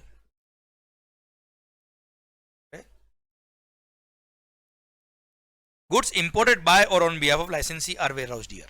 okay done. अब आ रहा हूं कहा स्पेशल वेयर हाउस. यहां पे क्या होता है सर, कुछ गुड्स गवर्नमेंट ने नोटिफाई किए हुए हैं और बोला हुआ कि अगर आपने ये कैटेगरी ऑफ गुड्स आपने नोटिफाई, अगर आपने इंपोर्ट किए और इनको अगर आपने वेयर हाउस में रखना है तो वो स्पेशल वेयर हाउस में रखना पड़ेगा.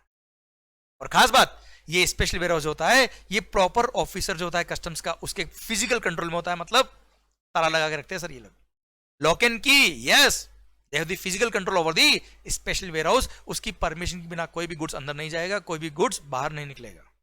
हाँ, अगर मैं पब्लिक वेयर हाउस और प्राइवेट वेयर हाउस की बात करूं, नो डाउट वो कस्टम मोडेड वेयर हाउस है, पर these are under the record based control and not under the customs lock. पर अगर मैं स्पेशल वेयर हाउस की बात करूं तो these remain under the physical control of the customs through customs lock. Clear? पढ़ो.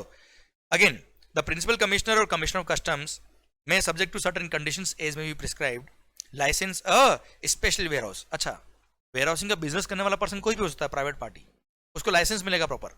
Clear?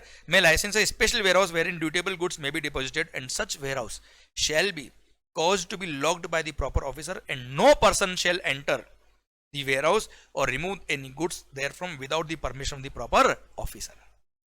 Clear? The board may by notification, board मतलब CBIC, in official gazette specify the class of the goods which shall be deposited in the special warehouse licensed under section number subsection 1. Clear sir? समझे मेरी बात? जो special category special warehouse है उसके लिए कुछ goods notify किए, वो वहीं पे स्टोर होंगे सर. अब वो गुड्स कौन कौन से नोटिफाइड है वो भी मैंने आपको दे रखा है, आगे आइए sir. Examples of 8 present goods notified under section number 58A. Gold, silver and other precious metals. अरे भाई स्क्रीन ओ यूक्रेन आ जाओ सर. जिंदगी की कुछ दर्द है सर, ऐसा जिंदगी आसान तो होती नहीं सर. ठीक है, पर आप हमें डिस्टर्ब करो, हम होंगे नहीं सर. चलिए सर.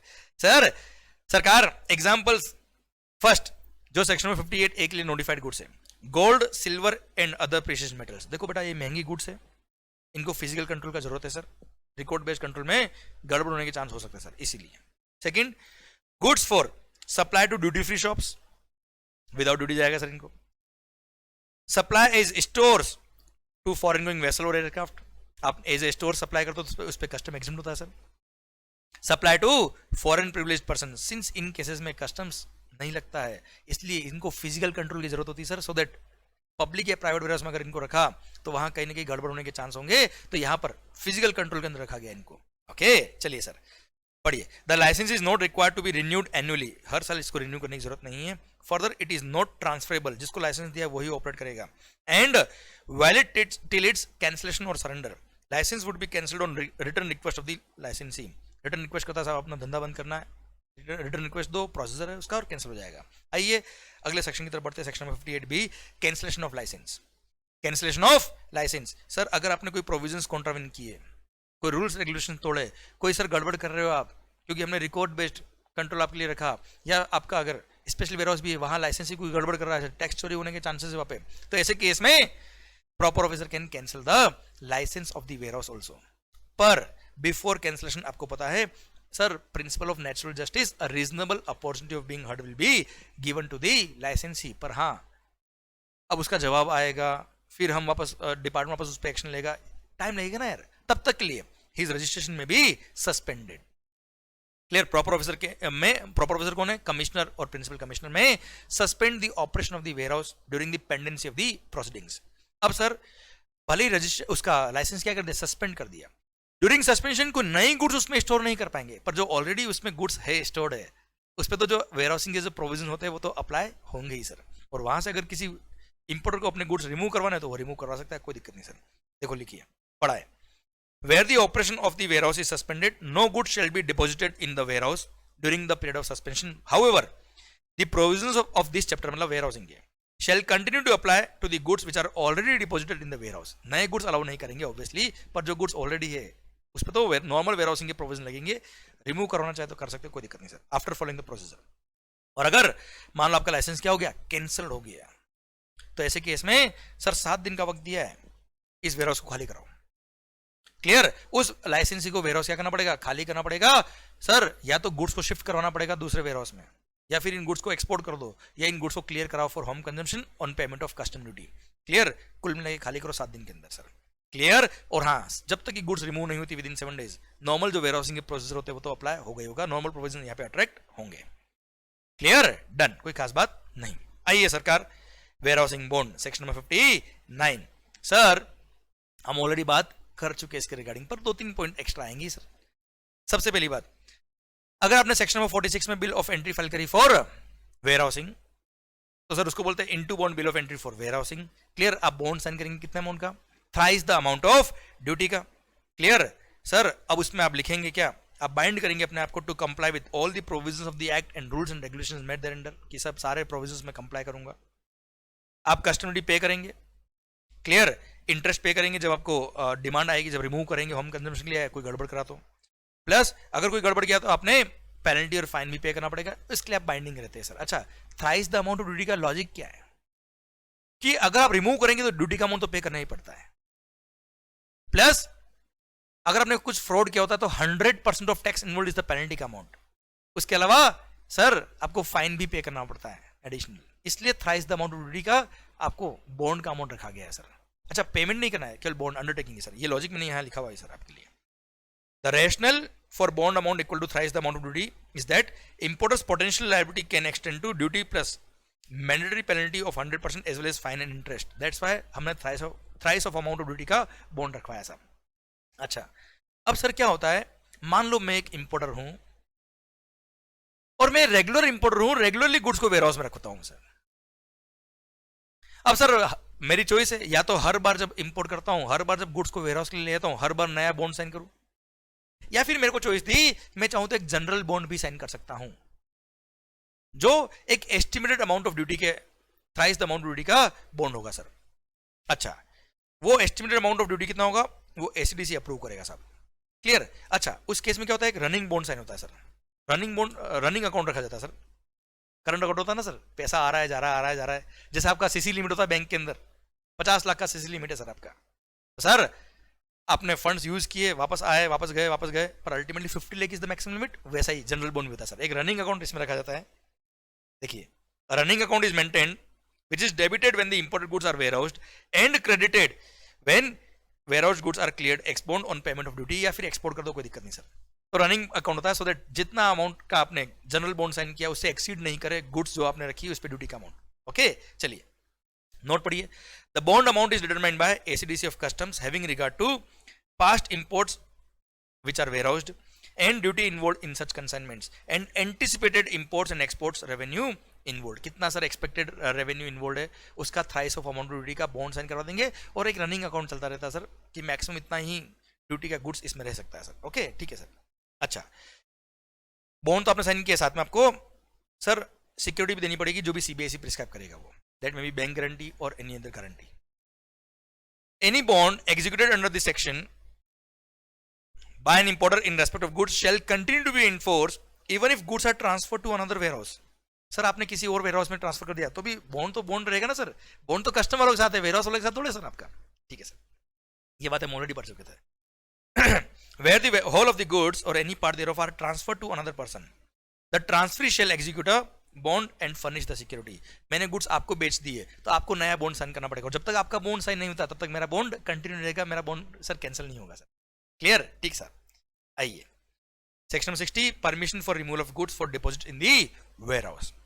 सरकार सेक्शन नंबर 60 ये कहता है कि आपने वेयरहाउसिंग बॉन्ड साइन कर दिया, everything is okay sir, security furnish कर दिया आपने, अब क्या होगा, प्रॉपर ऑफिसर चेक करेगा कि बॉन्ड प्रॉपर्ली साइन किया कि नहीं किया इसने, सिक्योरिटी साइन करी कि नहीं करी, and then he will allow the removal of the goods for what, warehousing. तो he will pass an order, और वो order sir customs automated system के थ्रू भी पास कर सकते हैं सर, ये तो आपको पता ही है, इलेक्ट्रॉनिकली। ओके, एंड सर ये ऑर्डर लेके जाएगा कहां पर, कस्टोडियन के पास, importer, and then custodian will allow the removal of the goods for warehousing. अच्छा देना ना, this date of permission of order is very important, आगे काम आएगा सर। Clear sir. अब गुड्स आपके कहा जाएंगे, वेयरहाउस में जाएंगे, वेयरहाउस में किस मैनर में गुड्स रखे जाएंगे उसके लिए वेयरहाउस के रेगुलेशंस बनाए हुए, रेगुलेशंस आपके सिलेबस में नहीं आते। चलिए सर, अब गुड्स पहुंच गया कहां पे, वेयरहाउस में। वेयरहाउस ऑपरेटर जो होगा वो पहले चेक करेगा कि परमिशन मिली थी कि नहीं मिली थी, अगर परमिशन मिली होगी तो ही वो अलाउ करेगा वेयरहाउसिंग के लिए, क्लियर। अब वेयरहाउसिंग के लिए अलाउ किया, एक एक्नॉलेजमेंट आपको देगा कि इतनी गुड्स हमको रिसीव हुई है सर, उसका एक कॉपी, ध्यान देना वो 3 कॉपी में इशू करता है। वेयरहाउस ऑपरेटर 3 कॉपी में आपको एक्नॉलेजमेंट इशू करेगा। ये नॉलेज के लिए बता रहा हूं सर मैं आपको, यहाँ लिखा हुआ नहीं है, रेगुलेशंस में लिखे हुए हैं। 3 कॉपी में आपको एक्नॉलेजमेंट देगा, एक कॉपी तो आप अपने पास रखोगे, एक कॉपी वो उस कस्टम बॉन्डेड वेयरहाउस का जुरिस्डिक्शनल जो कस्टम ऑफिसर होगा वहां भेजेगा, और एक कॉपी उस प्रॉपर ऑफिसर के पास भेजेगा जिसने आपको परमिशन दी थी for what, removal for warehousing, आए ना, सो दैट उसको सेटिस्फेक्शन हो जाए कि गुड्स पहुंच गया है वेयरहाउस के अंदर। क्लियर। चलिए सर, अब साहब गुड्स वेयरहाउस में रख दिए, अब there is a particular time period for which goods may remain in the warehouse, ये सेक्शन नंबर 61 ने दिया हुआ है। अब गुड्स वेयरहाउस पहुंच गए, वेयरहाउस के अंदर गुड्स आपने रख दिए, कितने टाइम लिमिट के लिए अलाउड है साहब, वो देखिए ना, बड़ा अच्छा सेक्शन है सर, इसके लिए न्यूमेरिकल क्वेश्चन भी बन सकता है सर, इसलिए बड़ा अच्छा पॉइंट है, ध्यान दीजिएगा। Period for which goods may remain in a warehouse, sir 2 category के इंपोर्टर्स है, ध्यान देना बेटा। पहला कैटेगरी हम पढ़ रहे हैं, goods intended for use in any 100% EOU export oriented unit, EHTPU electronic hardware technology park unit, software technology park unit, और any warehouse wherein manufacture or other operations have been permitted under section number 65। क्या क्या क्या last point क्या बोला sir? Sir आगे हम पढ़ने वाले सेक्शन नंबर 65 जो मैंने ओवरव्यू देखो नहीं पढ़ाया था सर, वेयरहाउस के अंदर ही मैन्युफैक्चरिंग परमिशन मिल जाती है। पता है नॉर्मली क्या होता है, अगर आपको जैसे for example I am a manufacturer और मेरा मेजॉरिटी ऑफ द गुड्स क्या होता है, एक्सपोर्ट होता है, या फिर मैं 100% ईओयू हूं सर, मैंने क्या किया, अपनी ही फैक्ट्री का लाइसेंस ले लिया as a private bonded warehouse. अब क्या होगा, अब मेरी फैक्ट्री को मेरे को अगर as a private bonded warehouse का लाइसेंस मिल गया तो मैं क्या करूंगा, रॉ मटेरियल में इंपोर्ट करूंगा, इंपोर्ट करके अपनी फैक्ट्री लेके आऊंगा जो कस्टम बॉन्डेड वेयरहाउस की डेफिनेशन में आता है सर, लाइसेंस दिया हुआ मेरे को, मैंने कोई कस्टम पे नहीं किया सर, मेरे को मैन्युफैक्चरिंग का परमिशन मिला हुआ कमिश्नर से, मैंने वहां पे मैन्युफैक्चरिंग किया, मैंने sir for example rubber import किया, उससे टायर बना दिया सर। टायर कभी देखा आपने बेटा, अरे ट्रक का टायर, बस का टायर, कार का टायर देखा कभी आपने, नहीं, ओके। एक काम करिएगा, घर से बाहर निकलेगा, क्लियर, हाईवे आएगा, रोड वगैरह आती है ना, रनिंग रोड होती है, उस पर बीच में लेटना, एकदम सो जाना, इतने टायर दिखेंगे सर, थोड़ी देर बाद क्या, थोड़ी देर बाद तो आपको बस कुछ दिखेगा नहीं सर, क्लियर।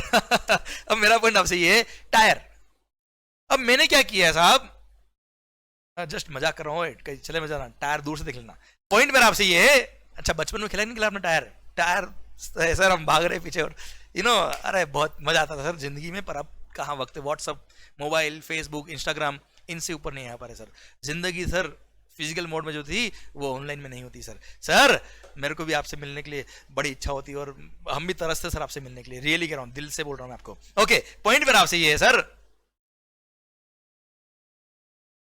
कि अब मैं भी थोड़ा इमोशनल हो गया सर, आप अगर मिलते रहोगे तो जिंदा रहेंगे, लोग कहते हैं ना जिंदा रहेंगे तो मिलेंगे, मैं कहता हूं सर मिलते रहेंगे तो जिंदा रहेंगे, तो यार हम मिलते रहेंगे यार, मैं तो बहुत उम्मीद से बैठा हूँ कि फटाफट ये सर चीज़ें सब नॉर्मल हो जाए, सिचुएशन सारी, और हम सब मिलते रहे। ओके सर, पार्टी करें, माहौल बनाए, एंड सर अभी पॉइंट पे आ जाए। अब हम पॉइंट मेरा आपसे ये है कि सर मैंने गुड्स इंपोर्ट किया, अपनी फैक्ट्री में लेके आया जिसको मेरे को प्राइवेट बॉन्डेड वेयरहाउस का परमिशन मिल गया है सर, मैंने क्या किया, कोई कस्टम पे नहीं किया, उससे आउटपुट गुड्स मैन्युफैक्चर किया, रबर इंपोर्ट किया, टायर मैन्युफैक्चर किया, और टायर वही से क्या कर दिया, एक्सपोर्ट। सर कोई कस्टम पे नहीं किया, कोई ड्रॉबैक नहीं पे करने, कोई ड्रॉबैक रिफंड के चक्कर में नहीं फंसने का, भारत माता की जय, बहुत इजी काम हो गया। तो ऐसे केस में मैन्युफैक्चरिंग परमिशन मिल जाती सर, क्लियर। या फिर मैं एक 100% ईओयू हूं या ESTPU, अच्छा इनकी फुल फॉर्म मैंने यहां दे रखी सर, एब्रिविएशंस।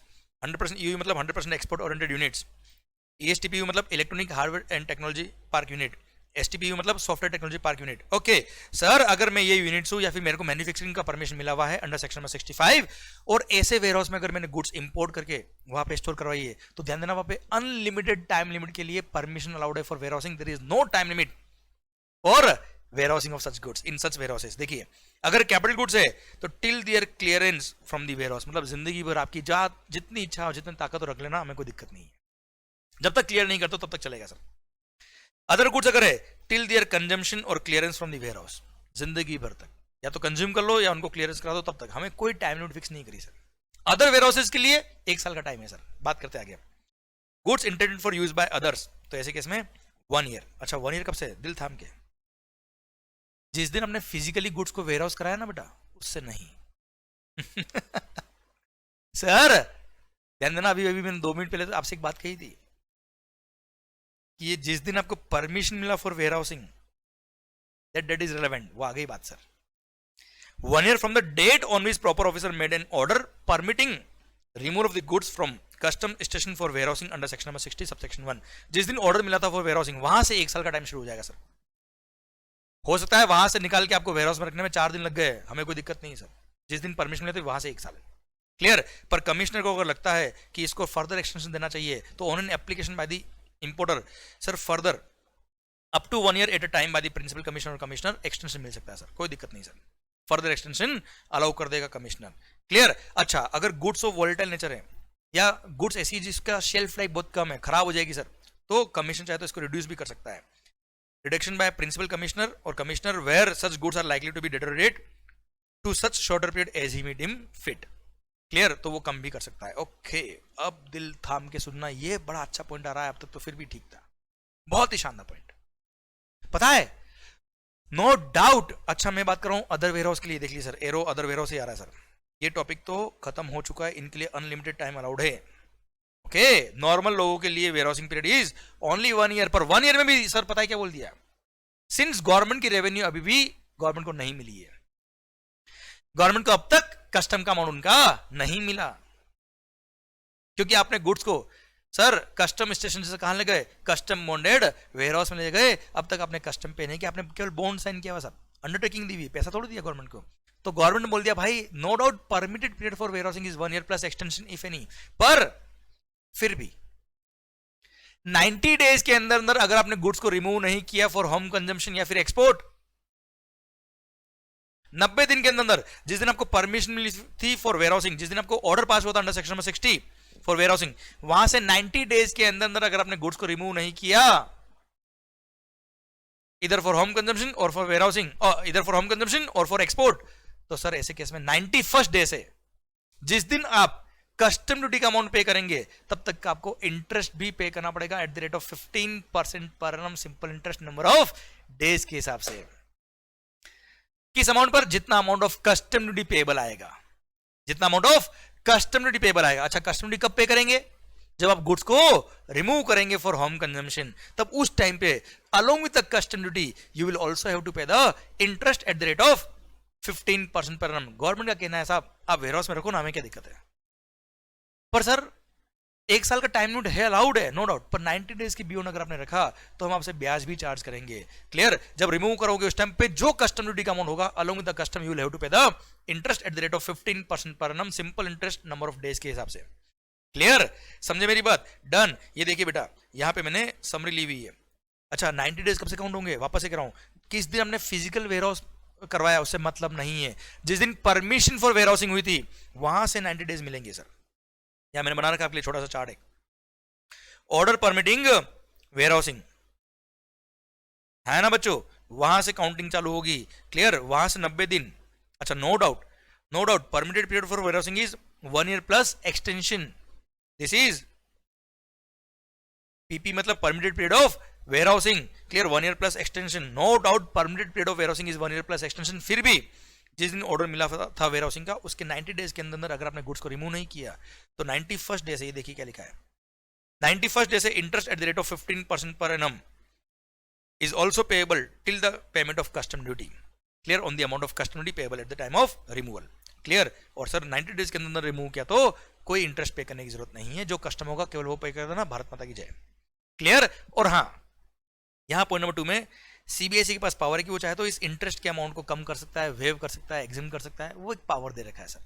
देख लीजिए सीबीएसई में by an order and under exceptional circumstances to be specified in that order only waive the whole or part of the interest payable under this section in respect of the warehouse goods. By notification specify the class of goods in respect of no interest shall be payable. They may specify the class of goods in respect to which interest shall be chargeable. वो compulsory बोल देंगे इन पे तो interest देना ही देना sir, तो वो power दे रखा। ठीक है सर, कोई खास बात नहीं एग्जाम्स के लिए। क्लियर? ओके अब सर ध्यान से सुनना मेरी बात को, मैंने अभी अभी आपको 3-4 बार रिपीट किया कि इंटरेस्ट पेबल होगा किस पर? Amount of custom duty payable पर। Amount of custom duty payable at the time of removal. अब मान लो आपने सर 90 डेज के बाद रिमूव किया, पर आपने क्या कर दिया, उन गुड्स को एक्सपोर्ट कर दिया फॉर व्हाट, एक्सपोर्ट। अब आप मुझे बताओ, उन गुड्स को अगर आपने मान लो विद इन 1 ईयर आप आ गए, 6 महीने बाद आप आए, जिस दिन आपको ऑर्डर मिला फॉर वेयर हाउसिंग, आपने वेयर हाउसिंग कराया और उसके बाद आप 6 महीने बाद आए फॉर रिमूवल फॉर एक्सपोर्ट्स। अब आप मुझे बताओ, जब आप एक्सपोर्ट करो तो कस्टम पे करना है क्या? नहीं। अब कस्टम पे ही नहीं करना तो कस्टम का अमाउंट कितना है? 0। 0 का 15%, 0, डबल 0, जितने 0 लगा देना सर। मतलब interest is payable on custom duty payable. If custom duty payable is 0, there is no point of any interest. There is no point of charging any interest. Clear sir? ये Pratibha processor के case में judgment भी आया हुआ है। देखिए point number 3, no interest is payable in case of nil duty on warehouse goods. अगर कोई कस्टम पे ही नहीं करना है, मान लो सेकंड केस, अगर गुड्स को आपने रिमूव किया फॉर होम कंजम्पशन और उस टाइम पे कस्टम एग्जम था उन गुड्स पे, अब उन पे कोई कस्टम पे ही नहीं करना, अब कस्टम पे नहीं करना तो उसका इंटरेस्ट कितना है? 0। क्लियर? Done sir. अच्छा यहां पे देखिए बेटा, जो मैंने 90 डेज वाली बात करी थी आपसे, वो केवल और केवल किसके लिए? अदर वेयर हाउस के लिए। किसके लिए मालिक? अदर वेयर हाउस के लिए। मैंने आपसे ऑलरेडी बोला था, इस वाले वेयर हाउस के अंदर कोई गुड्स रखे हैं अगर आपने, तो ये अनलिमिटेड टाइम के लिए अलाउड है, और ऐसे केस में जब इनको रिमूव कराऊंगा तब रिमूव करेंगे, कस्टम पे कर देंगे अगर कस्टम लगना है तो, पर यहाँ पे इंटरेस्ट की बात नहीं आती है। ये मैंने लिखा भी नोट के लिए, आपको ध्यान रहे इसलिए। No interest is payable in respect of goods intended for use in any 100% EOU or ESTPU or STPU or any warehouse wherein manufacturing or other operation have been permitted under section number 65. Clear? Done. Sir एक बड़ा ही शानदार judgement है sir यहाँ पे। ये दोनों point बहुत ही मस्त पॉइंट है सर। सर मैं तुम्हें समझाता हूँ, बड़ा इजी पॉइंट है सर, और उसके बेस पे क्वेश्चन भी आए हुए एग्जाम में। ओके सरकार, मेरा क्वेश्चन आपसे ये है, अब आपके दिमाग में एक पॉइंट और चल रहा होगा सर, आपके दिमाग में एक पॉइंट और चल रहा होगा sir, permitted period of warehousing is 1 year plus extension मिल जाए तो वो भी, और 90 डेज के अंदर अगर आपने रिमूव नहीं किया तो इंटरेस्ट चार्ज होगा। तो मतलब इनडायरेक्टली गवर्नमेंट चाहती है कि 90 दिन में रिमूव कर दो साहब, नहीं तो ब्याज दे देना हमको, आप हमारा रेवेन्यू डेफर हो रहा तो हमको इंटरेस्ट चाहिए। ठीक है, तो आप बोलेंगे सर वो 1 ईयर का क्या रिलेवेंस है? अगर आपने permitted period of warehousing जो 1 ईयर प्लस एक्सटेंशन था, उसके अंदर गुड्स को रिमूव नहीं किया, उसके बाद अगर आप आते हो तो पहली बात तो ये penal provisions will be attracted, penalty और फाइन आपको पे करने पड़ेंगे जो गवर्नमेंट प्रिस्क्राइब करेगा। सेकंड बात, दिल थाम के सुनना मेरी बात को, अगर आपने विद इन टाइम लिमिट जो अलाउ की है for warehousing, permitted period of warehousing 1 year plus extension, उस 1 साल के अंदर अगर आपने गुड्स को रिमूव नहीं किया इधर फॉर एक्सपोर्ट और फॉर होम कंजम्पशन, तो ऐसे केस में जो last day of permitted period of warehousing होता है, उस दिन ये मान लिया जाता है कि आपने गुड्स को रिमूव कर दिया अंडर वायलेशन। ये मान लिया जाता है कि आपने गुड्स को रिमूव कर दिया है for home consumption under violation. Deemed removal माना जाता है साहब। क्या माना जाता है? Deemed removal. सुनना बच्चों ध्यान से, बड़ा अच्छा कॉन्सेप्ट है सर ये। और डिम्ड रिमूवल अगर हो गया तो इसके कॉन्सिक्वेंस क्या, आप सुन लेना बेटा ध्यान से।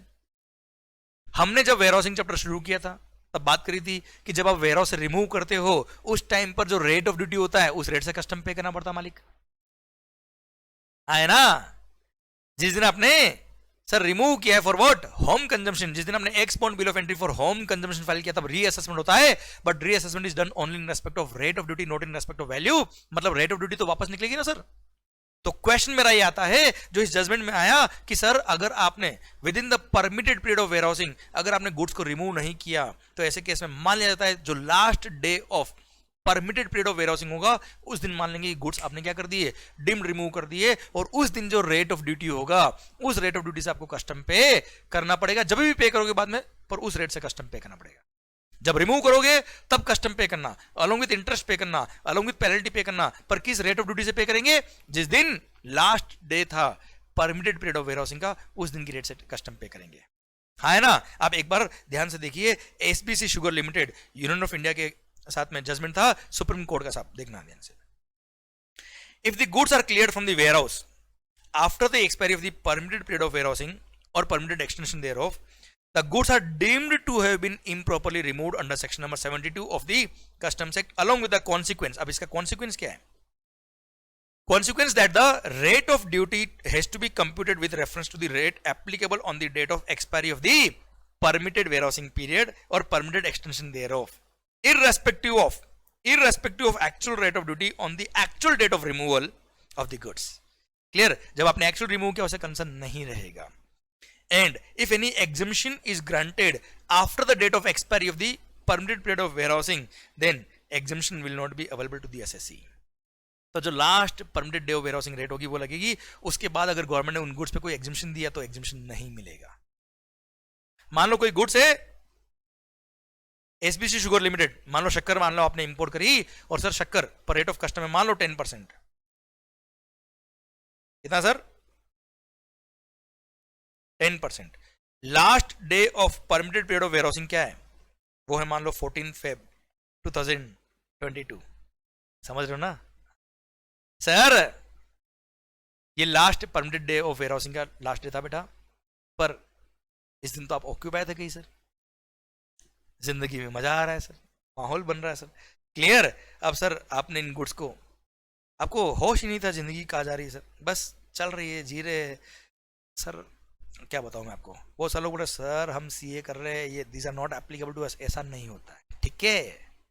सास भी कभी बहू थी. ओके सर, मेरा पॉइंट आपसे ये है कि सर ये last day of permitted period of warehousing था 14 Feb. उस दिन रेट ऑफ कस्टम था 10%. आप आए कब? 21 फरवरी 2022 को. और मान लो उस दिन गवर्नमेंट ने 16 फरवरी को गवर्नमेंट ने उस गुड्स पे कस्टम क्या कर दिया? एग्जाम कर दिया, या सर रेट बढ़ा दी, कम कर दी, कुछ भी कर दी, कोई कंसर्न नहीं है सर. 10% ही लगेगा, भले रेट बढ़ गई हो कम हो गई, कंसर्न नहीं है. Okay done. एग्जामिनेशन दे दिया, नहीं मिलेगा, 10% लगेगा सर. Okay sir. अच्छा, परमिटेड पीरियड ऑफ वेयरहाउसिंग के अंदर आपने पहले रिमूव कर दिया होता तो जिस दिन रिमूव करोगे फॉर होम कंजम्पशन, जिस दिन export bill of entry for home consumption file करें उस दिन की रेट लेते हैं. पर परमिटेड पीरियड के अंदर नहीं आया तो जो last day of permitted period होगा उस दिन की रेट जो होगी वो लगेगी सर. ये भी पढ़ लीजिए सर आप. Goods which are not remove from the warehouse after the expiry of the permitted period of for warehousing including extension are deemed to be improperly removed in terms of section number 72. The rate of duty applicable in such case will be the rate in force on the date of deemed removal. That is the date on which permitted period of warehousing or its permitted extension comes to an end. When the demand notice is issued is not relevant for determining the rate of duty. आपसे demand notice issue करके पैसा कब मांगा उसे concern नहीं है, जो last day होगा उस दिन रेट होगी उसे कंसर्न है.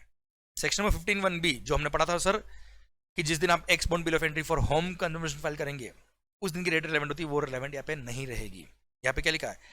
Section number 15(1)(b) has no application in such cases where the goods are removed from the warehouse beyond the permitted period of warehousing. It is applicable only in case where a bill of entry is presented for removal from warehouse under section number 68. मतलब within the time limit अगर allow किया है तो ही 15(1)(b) apply होता है sir. Clear? Otherwise last date जो rate होगी वही लगेगी सर. केशोराम रेवन के केस में जजमेंट आया हुआ है सुप्रीम कोर्ट का, ये वाला भी. Okay done. आई होप शानदार तरीके से आपको हर एक बात समझ में आ गई सर. आइए अब सर हम बात कर लेते हैं कुछ इलस्ट्रेशन के रिगार्डिंग, सो दैट आपके फंडामेंटल बिल्कुल स्ट्रॉन्ग हो जाए और आपको एश्योरेंस मिल जाएगी यस आपको आता है.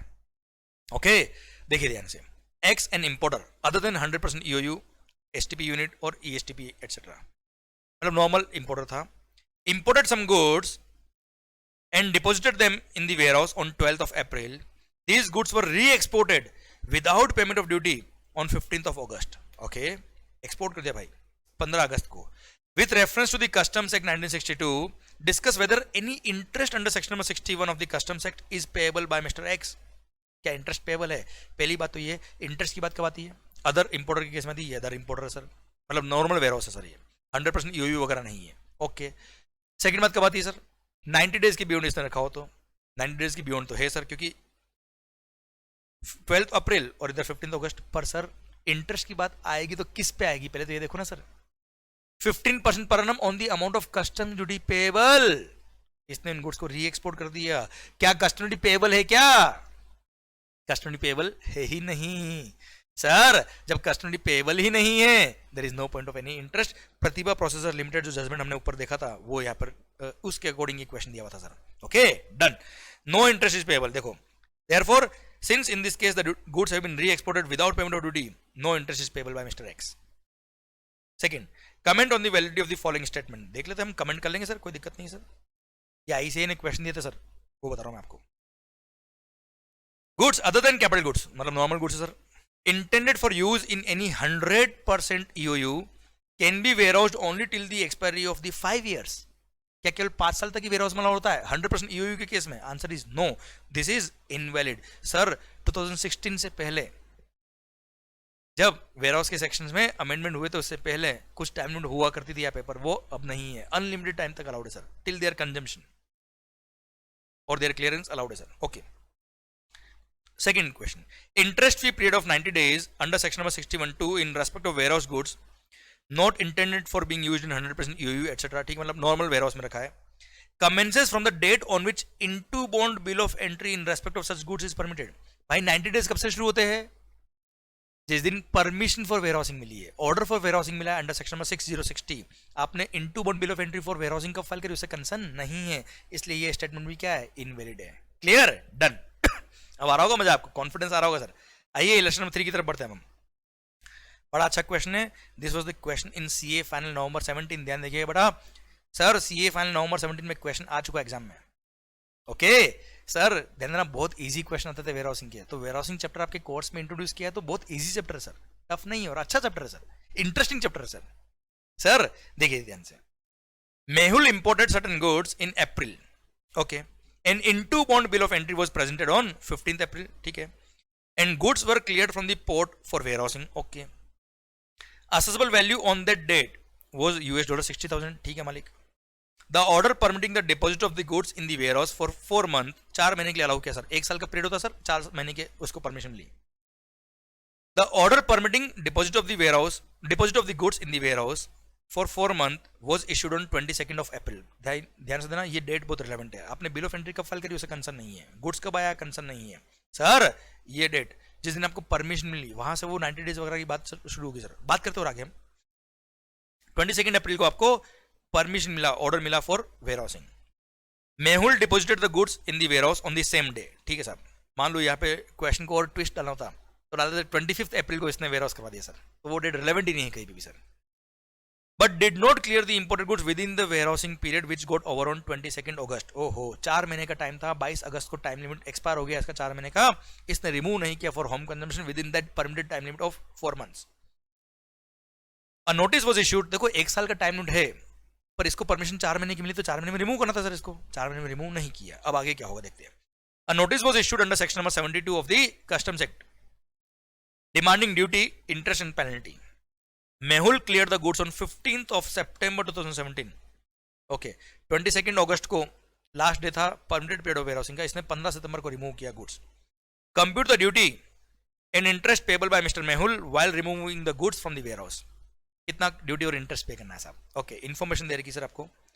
रेट ऑफ एक्सचेंज इस पर US dollar as notified by CBIC, ₹65 था इस दिन, अलग अलग डेट पे अलग अलग रेट ऑफ एक्सचेंज दे रखा है।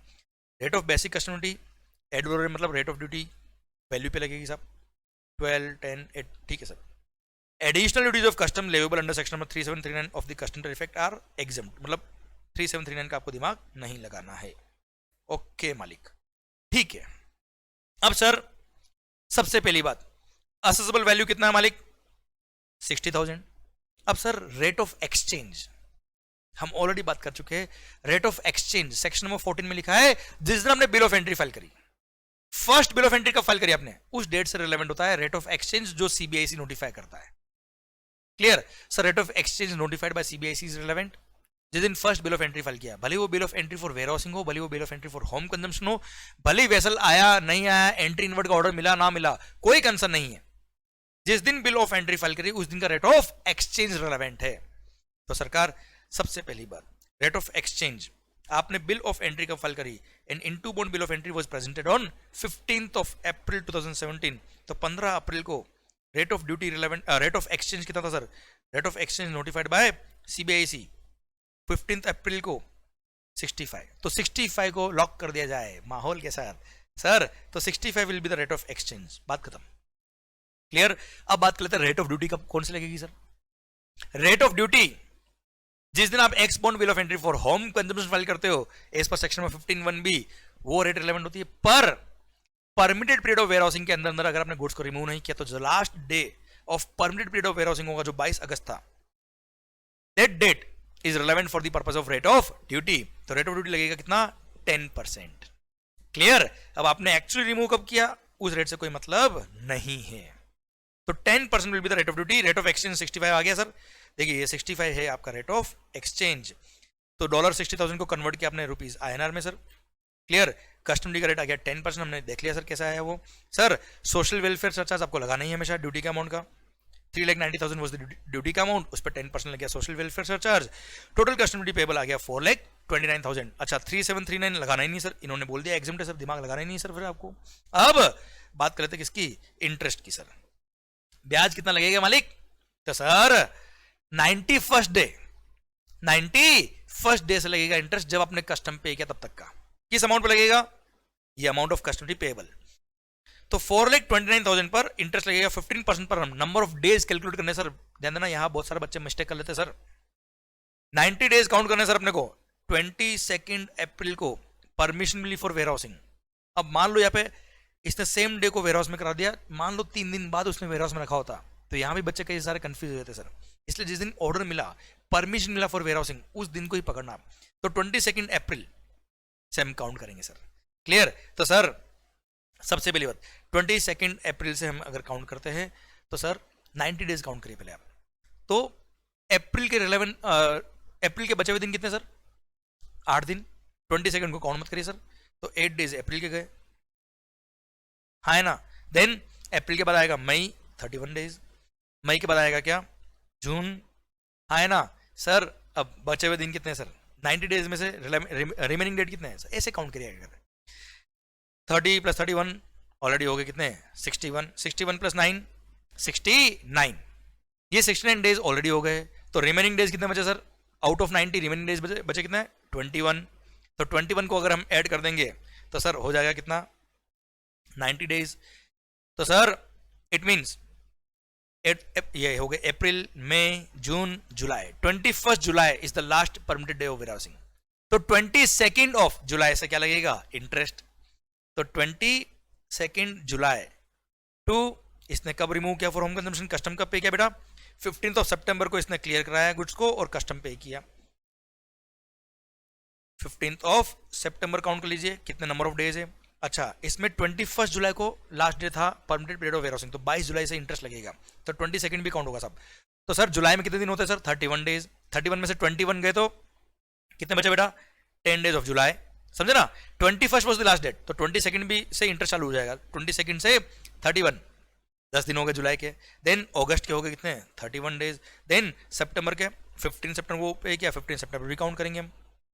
कितने नंबर ऑफ डेज हो गए सर, देखिए यहाँ पे भी लिखा है, 10 डेज ऑफ जुलाई, 31 डेज ऑफ अगस्त, 15 डेज ऑफ सितंबर, हो गया कितना, 56 डेज। तो 56 days divide by 365 sir, multiply by 429 into 15%, ये आपका आ जाएगा क्या, इंटरेस्ट का अमाउंट। ये इंटरेस्ट का अमाउंट आ गया 9873। This is the amount of interest payable. Round of कर देना नियरेस्ट मल्टीपल ऑफ रुपी में। Clear, done. I hope you got the entire point. Working note जरूर लिख के आएगा, जो मैंने यहाँ लिखे उस तरह से सर। लैंग्वेज आप अपनी लिखिएगा, जरूरी नहीं कि बैरेट की लैंग्वेज ही लिखे, पर शायद आपका कॉन्फिडेंस बड़ा होगा, शायद आपको समझ में आया होगा कि इस तरह से हम क्वेश्चन आराम से सोल्व कर सकते हैं। Clear, done.